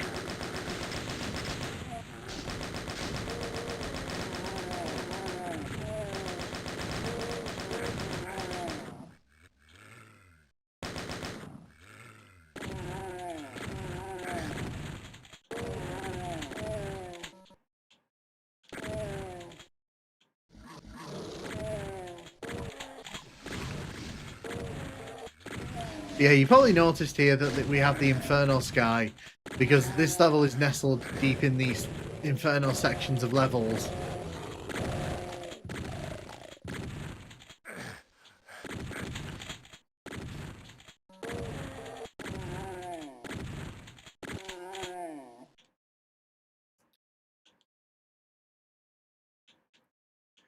Eternal was, I didn't like the 1-2-3 kill pattern system. Like I said, I've not sat down to play the modern Doom games fully. I played 2016 through because I really enjoyed 2016. But I've only played bits of Eternal because I just it was fine, but it wasn't my cup of tea. It wasn't like something I would personally choose to play. 360 Creator had none of the expansions, but completely worthless achievements and notable for supporting beer mode. The console it was made for didn't even support yet. Yeah, I mean, it was very forward thinking of them though to put in HDMI when it didn't have an HDMI.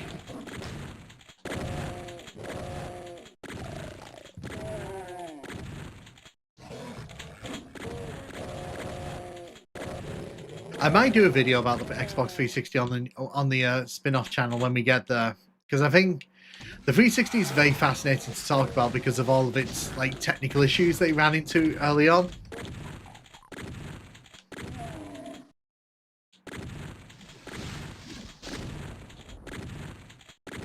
There we go.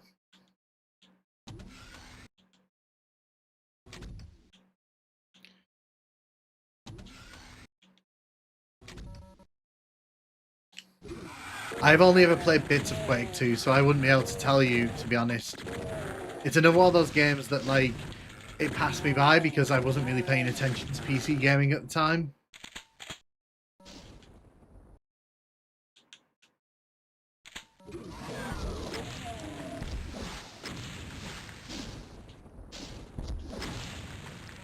There we go. That wasn't too bad. Also, the fact it was tucked away in a bonus disc that was only included with the original one of Quake 4. Yeah, and I have that. Like I said, I have that disc in my collection, so I might play it one day because it'll be very fascinating to talk about it. Yeah, it was a side project. I mentioned this last week. I've actually been talking to some of the devs on the original Xbox version of Doom for the in retrospect video because there isn't that much information about the development of Xbox Doom, and I was kind of keen to just hear some insights from some people who worked on it. And like they said to me, they were given like no time at all to work on that project. So a lot of what they were doing, there was like 2 or 3 people who ever looked at that project. But what's interesting is that they didn't actually tell anyone at id Software. Hey Godzilla, welcome. But what's interesting is they didn't tell anyone at id Software or Activision that they were putting the secret levels in. That was actually done sort of on the sly. How you doing, Godzilla? Welcome. We're playing the version of Doom that has no music.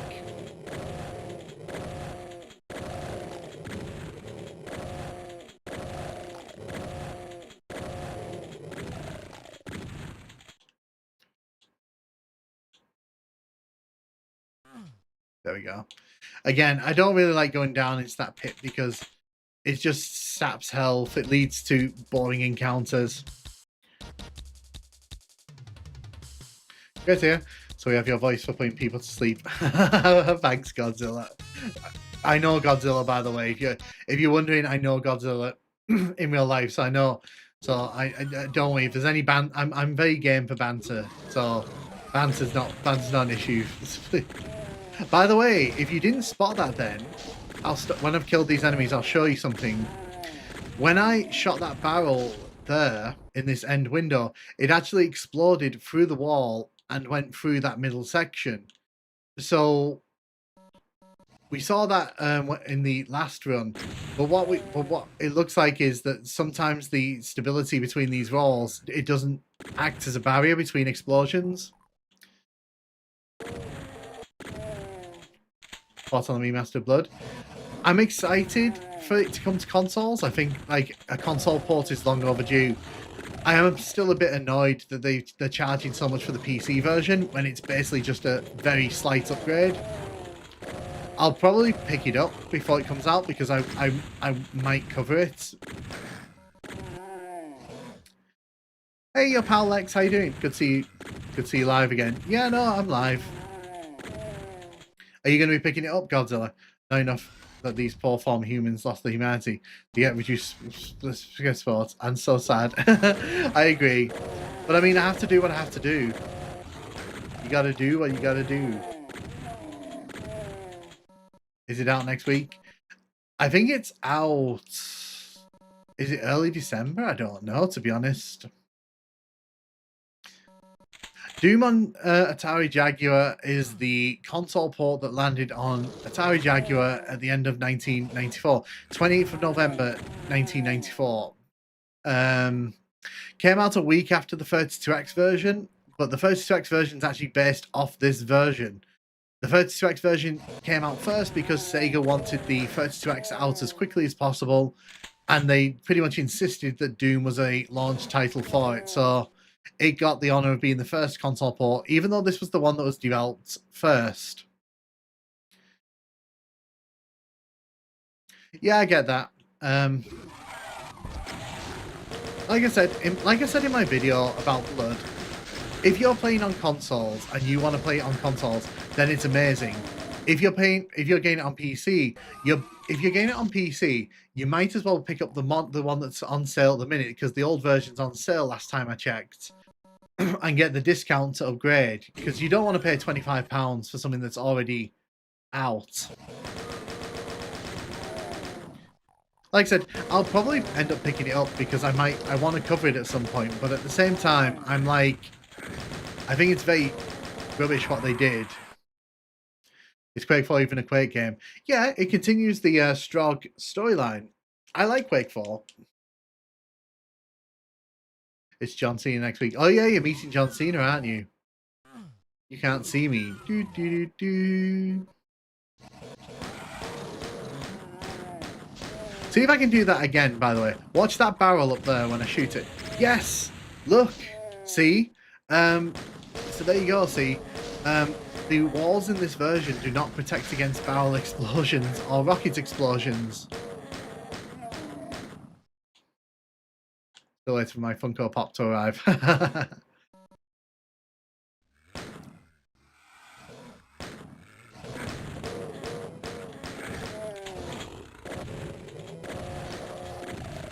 But yeah, that's a really cool thing, that so you can see how they break the engine that badly. I don't know, but it's interesting because as you saw there, the barrel in that one section influenced what happened in the next sector. So it was I don't think that's what was meant to happen. Thank you, shotgunner.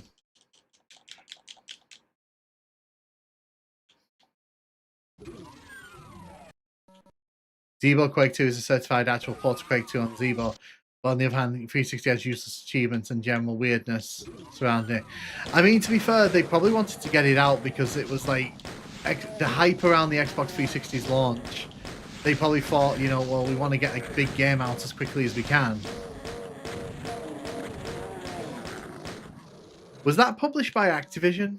The Quake 4 on the Xbox 360? I can't remember.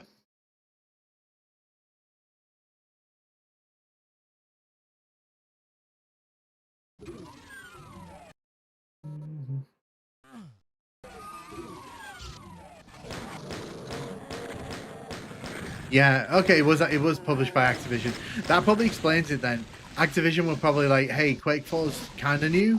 Let's put it on Quake. Let's put it on the Xbox 360. Because that sounds like something Activision would do.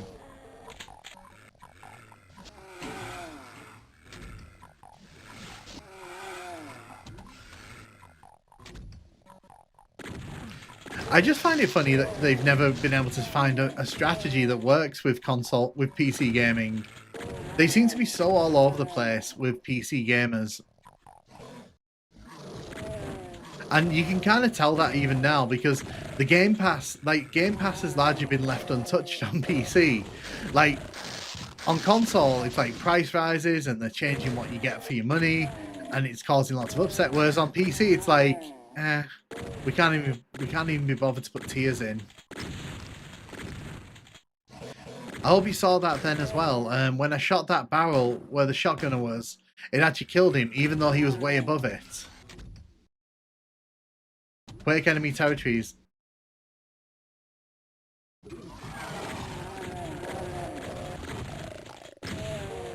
like I said, if you're buying if you're buying Blood for the console port, I think that's more that's more tolerable, I think, than just buying the PC version for the sake of it.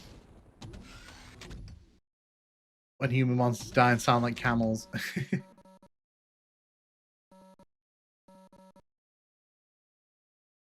Yeah, Microsoft just doesn't seem to know what it wants to do with its PC like section. It's forever. It can never keep its eyes on the prize long enough for it to be like a proper thing. It's weird. It's so weird. Who remembers Games for Windows Live? I do.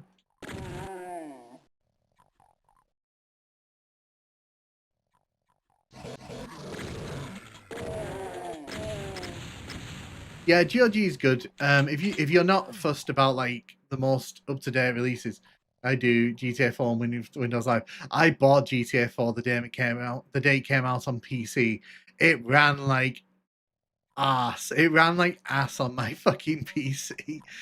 Oh, I hated that so much. I was so hyped for it on PC as well. Gold Windows Live. God.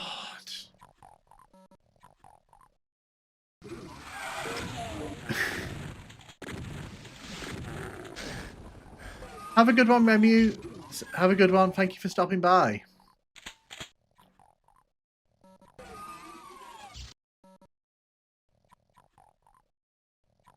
Yeah, because I think a lot of those companies realized that Steamworks was just better. Although it's funny because I read an article yesterday, was it yesterday, about Steam having a monopoly and about how like some countries are looking into that.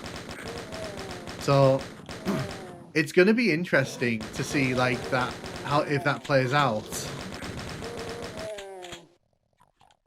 Wait, can you read? What did you say, Godzilla? I can't read.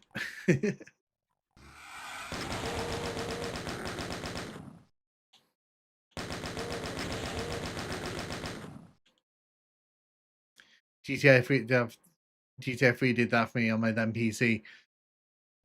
Steam has a monopoly. Yeah, so in the article it claimed that Steam has like a 73% monopoly of the PC market. Again, I don't know how serious it was being, but it read like they were trying to imply that Steam's monopoly is bad for PC gaming, which I kind of feel like it's actually the opposite. Although I will say Steam in the last few years has become a bit of a gutter for games. Because like a lot of it's, if you look in the newly released tab, like there's just a lot of trash sawing through there.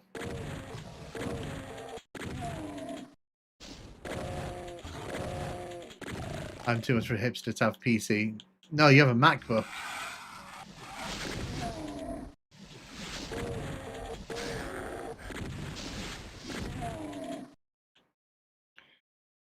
I kind of like this version of the Maze more than the PC version. I actually like this version of the Maze more because it actually links up to the end here. You can see here, it actually links around here.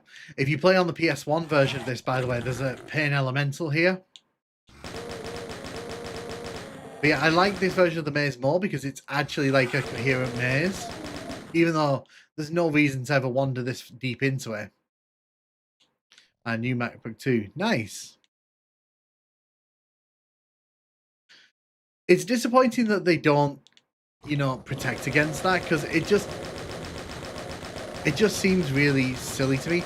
There was an issue a few months ago where someone uploaded like a reskinned version of San Andreas, like the whole of San Andreas, but just kind of reskinned, which I was like, how do you even do that?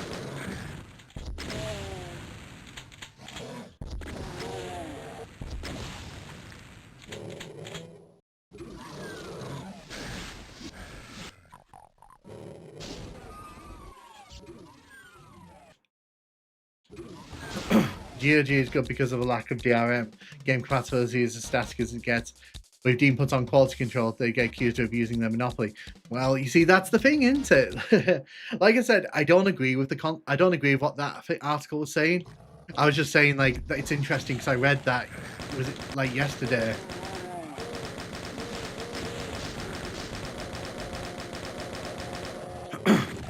Plus, the thing is, it wouldn't surprise me if the likes of Microsoft and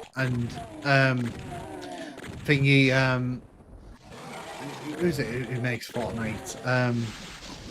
It wouldn't surprise me if a lot of the other store owners were like, hey, you know, we're not happy with this monopoly that Steam has, even though it's not really a monopoly.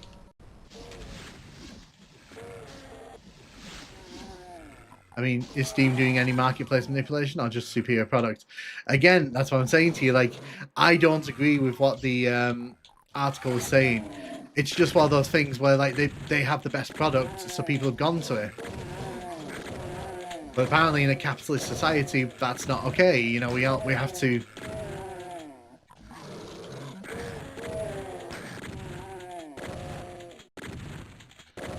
That port actually looks just no music.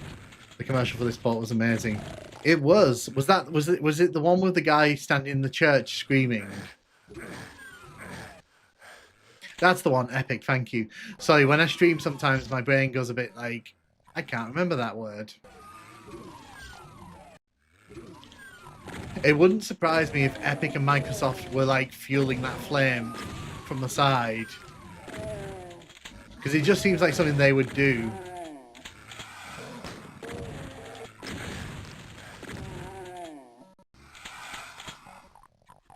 You don't want any fancy Japanese tech, do you?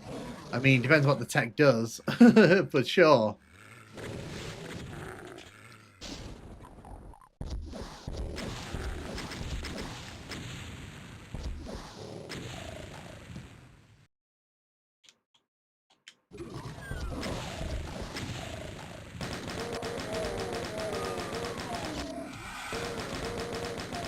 Get rid of you. Get rid of you.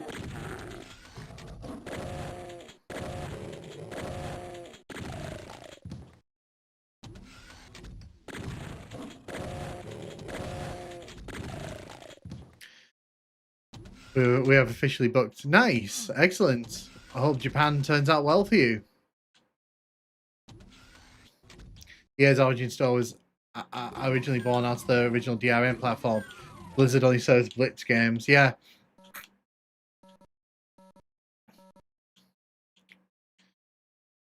Like I said, I think Steam's a good thing, but obviously the problem is it's not about what gamers want. It's about what the people who are, you know, who are in the ears of like people in governments. Because the second you say monopoly to someone in like the seats of power, people go, "Oh, is that a monopoly? Well, how can we make our cut out of that?"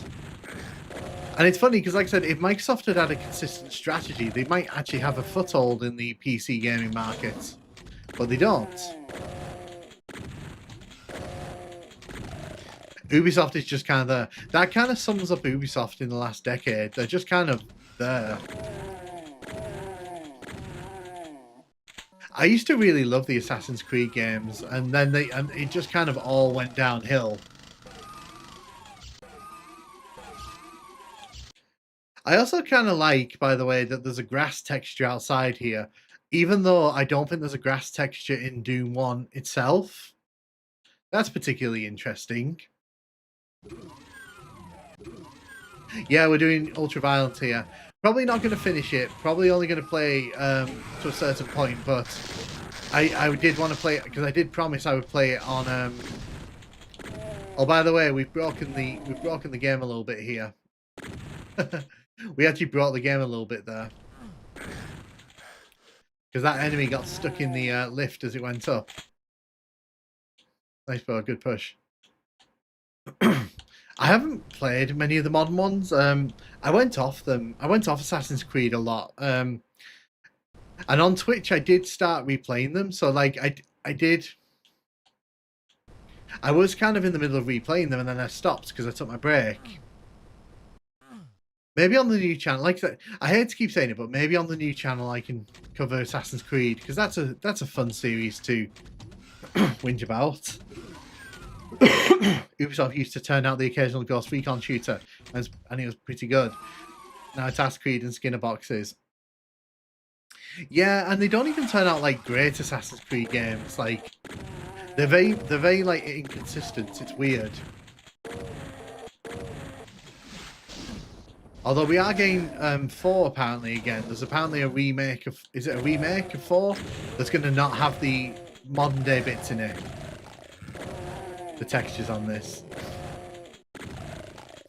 Hey, these textures are working the hardest. The Jaguar's giving them nothing, and it's working hard. Although look how crunchy those are. Blow these up to 4K.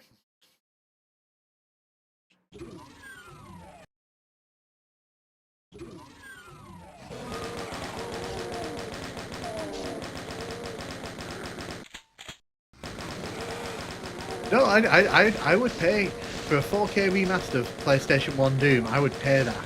I would pay for that. It's never going to happen because if they weren't going to update it into the Doom 1 plus Doom 2 thing, they're never gonna do it. Because Hexen plus Heretic literally showed them how to do it.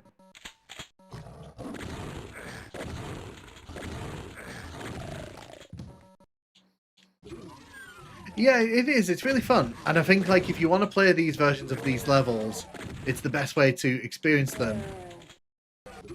I think Epic's Game Store should stop whining about Steam's non-existent monopoly and make their own launcher actually work. But this is the thing, though, isn't it? This is the thing. If all of these people like Epic and Microsoft had actually put their resources into making a decent gaming store, they probably wouldn't need to worry about fighting Steam for a monopoly. They'd probably be well in there. But it's because like none of them, because every time they do like a store like Epic, there's a big compromise that comes with it, and it's like that's why no one wants to use your store. You can give away as many free games as you want, but it doesn't make your launcher any better. Maybe instead of spending all that money on free games, you know, that no one's going to come back and play, maybe like put like some of that money into developing a UI that isn't like trash. The lab machines are working like Labradors barking.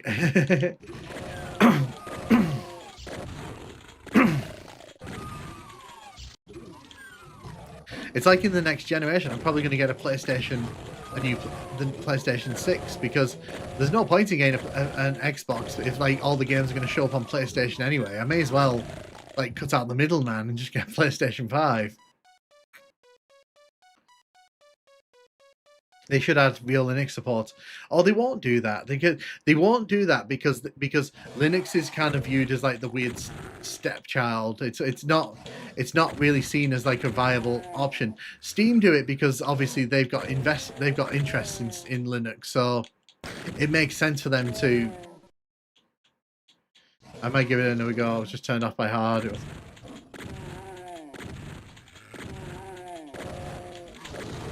Billie Jean music. That was Billie Jean music for a second there, wasn't it? But yeah, I find it crazy that like anyone can say Steam has a monopoly, like it didn't earn it.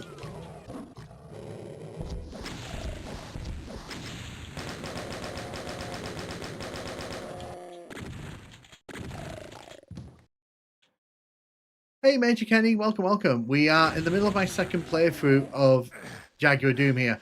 Probably not going to finish this playthrough, but I will try to get to a good stopping point before we end. Die Flesh Consumed. Unfortunately, Die Flesh Consumed is not on this, but there is a video on my channel if you've not seen it. Doom 2 on Atari Jaguar. So it has been done. Like, someone did do it as a bit of a giggle.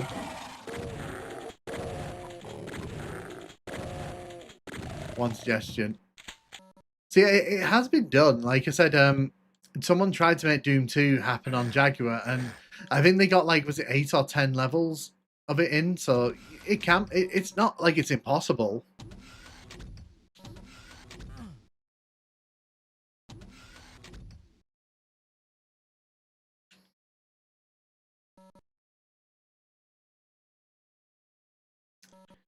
Yeah, it's PC gaming is fun. the PS Portal just got interesting with cloud streaming, but still Xbox can do it with Chrome browser window. So I just wish Microsoft would sort their act out. Like I said, for me, it's mostly about the fact that they don't know what they're doing, and they just and it seems like they've given up on the premise of well, the premise or whatever you want to say, because people tell me off for the way I say that. They've given up on the idea of being the consumer friendly option. I think because it's funny because PlayStation's made some really bad decisions this generation, and if Xbox was in any decent position, they could have taken advantage of that, but they've not. I think you should try and install it, please. I mean, you mean Jaguar? I've already got it on my computer. I mean, I could do it if you really want me to.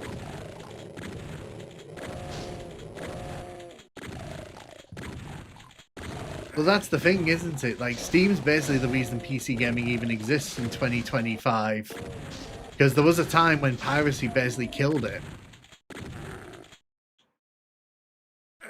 They did take advantage of it, but like not to the level they should have done. They really had the chance to go hard, and they kind of backed off it. They allowed them to sell Microsoft games on PlayStation. Yeah. Used to pirate all the time. Funny, the ship's still out to sea for me. I never pirate. Okay, I only ever pirate things that like I have no intention of buying. I do actually support creators financially, but at the same time, like yeah, and all that.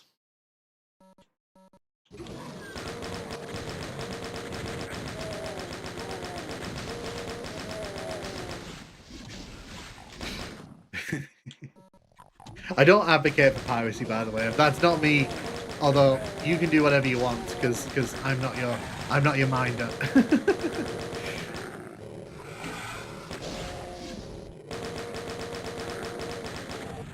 I mean, technically, I'm pirating this right now.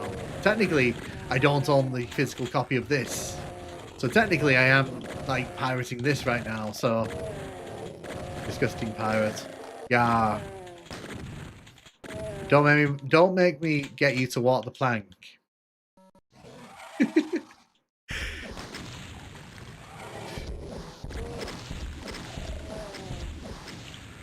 Oh, nice. I mean, that's pretty impressive. One Steam's gone, who's going to stop PC Game from crashing down again? Microsoft, obviously. You'll be able to buy Microsoft games with Microsoft points again.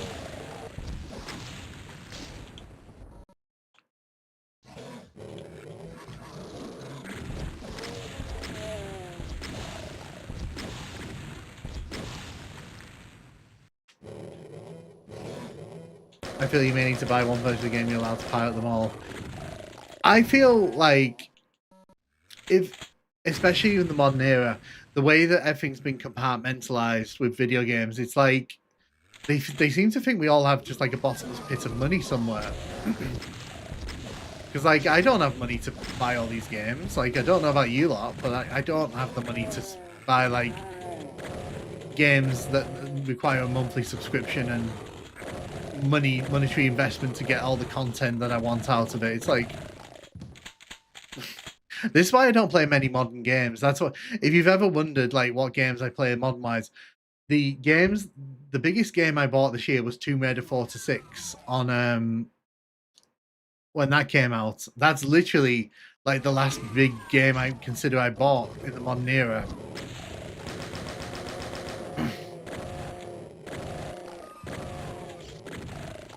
So like I don't really buy modern games. I mean, I might have bought. I'm trying to think. Did I buy any other games this year? Yeah, I used to know that guy. Oh well, Flash rocketed him. Reduced him to slop. We reduced them to paste. Also, I like that even though this version has had time to be tweaked and updated, they still didn't fix this pinky here. Or pinky.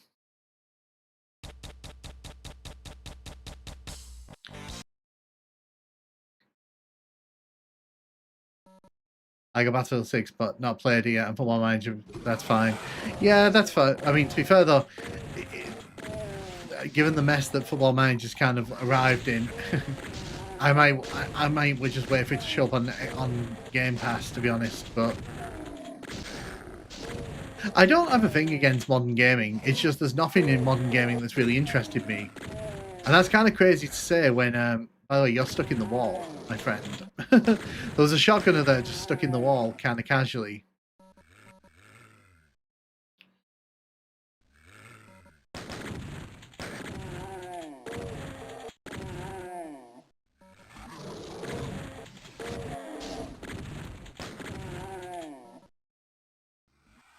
If you want login, you know the drill. Yeah, but the thing for me though is like, also, to be honest with you, I don't want to own all the platforms. I think for me, like, it's just like with a lot of the best games coming out at the minute are either remasters or reimaginings, and it's like I really don't want to have to pay for the same experience like I've already paid for. It just seems a bit silly to me. The platform that says all link compatibility outside Steam. Yeah, GOG is good.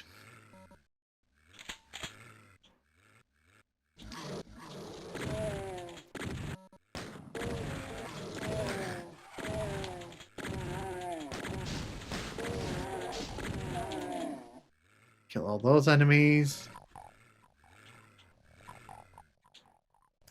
Let's see if I can convince this imp to come out of the platform there. It's no.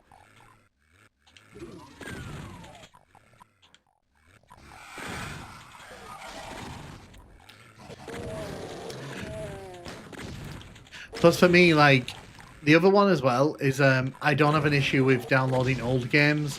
So like this, for example, if I wanted to buy this in the UK and play it on real hardware, it's like 200 quid. And it's like, that's kind of ridiculous to me.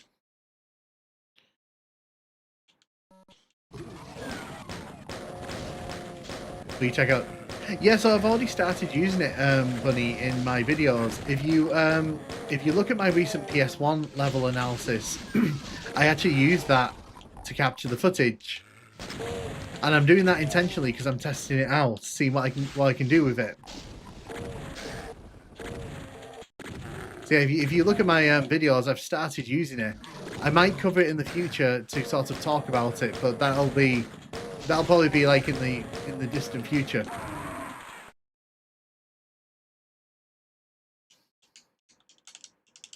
Yeah. To be honest, like I need to set up my PlayStation because I've not got my PlayStation set up at the minute. Because next week it's going to be Super Nintendo Doom. I'm also going to be doing a GoldenEye stream this week at some point because I realised I haven't actually streamed GoldenEye, even though I've done a ton of GoldenEye videos. I haven't done a live stream of it on the YouTube yet.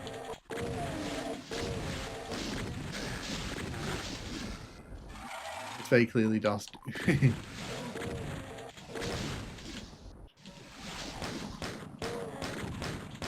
Well, the thing for me is the one I'm really happy about, my PS2 setup, so I can install any game, because some of those PS2 games, they're pricey, man. They're pricey. Like I look at how expensive some of those PS2 games are, and it's like, heck.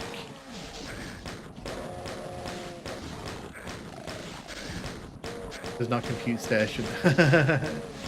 Yeah, well, I was gonna wrap it up soon anyway because I was planning to finish around 4 hours in, so we'll give it a few more tries, see if I can get through this level.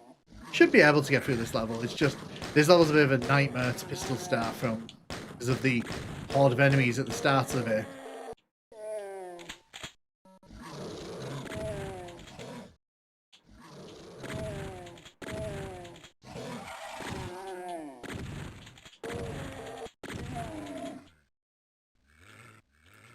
DVDs and bird games that.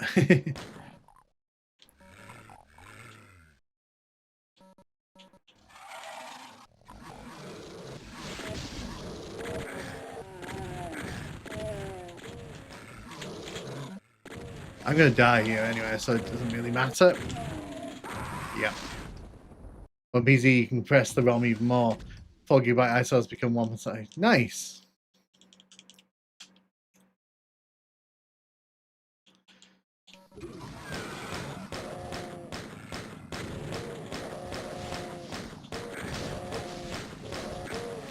No, I just download my ROMs and patch them. That's what I do. I know there's a new way of doing it recently, but I'm not paying 100 quid for a memory card. Not at the minute. Have a good one, Ghost Chatting. Thank you so much for hanging out. I'm probably going to be finishing the stream in a minute anyway, because like I said, I did plan to stop at 4 hours, and we have covered a lot of things in this stream.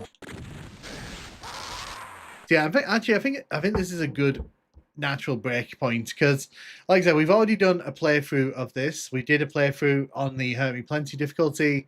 We've done Ultraviolence up to Computer Station. So I think, like, you know, we've seen a lot of we've seen some really, really weird glitches and issues, which I'm gonna probably note down for later. But yeah, this has been really, really fun. Yeah, sure, 4 hours is long enough. Yeah, and the thing is, like, because like I said, this week I'm gonna try streaming a lot more, so I'm hoping to um cover a lot more this week in the streams.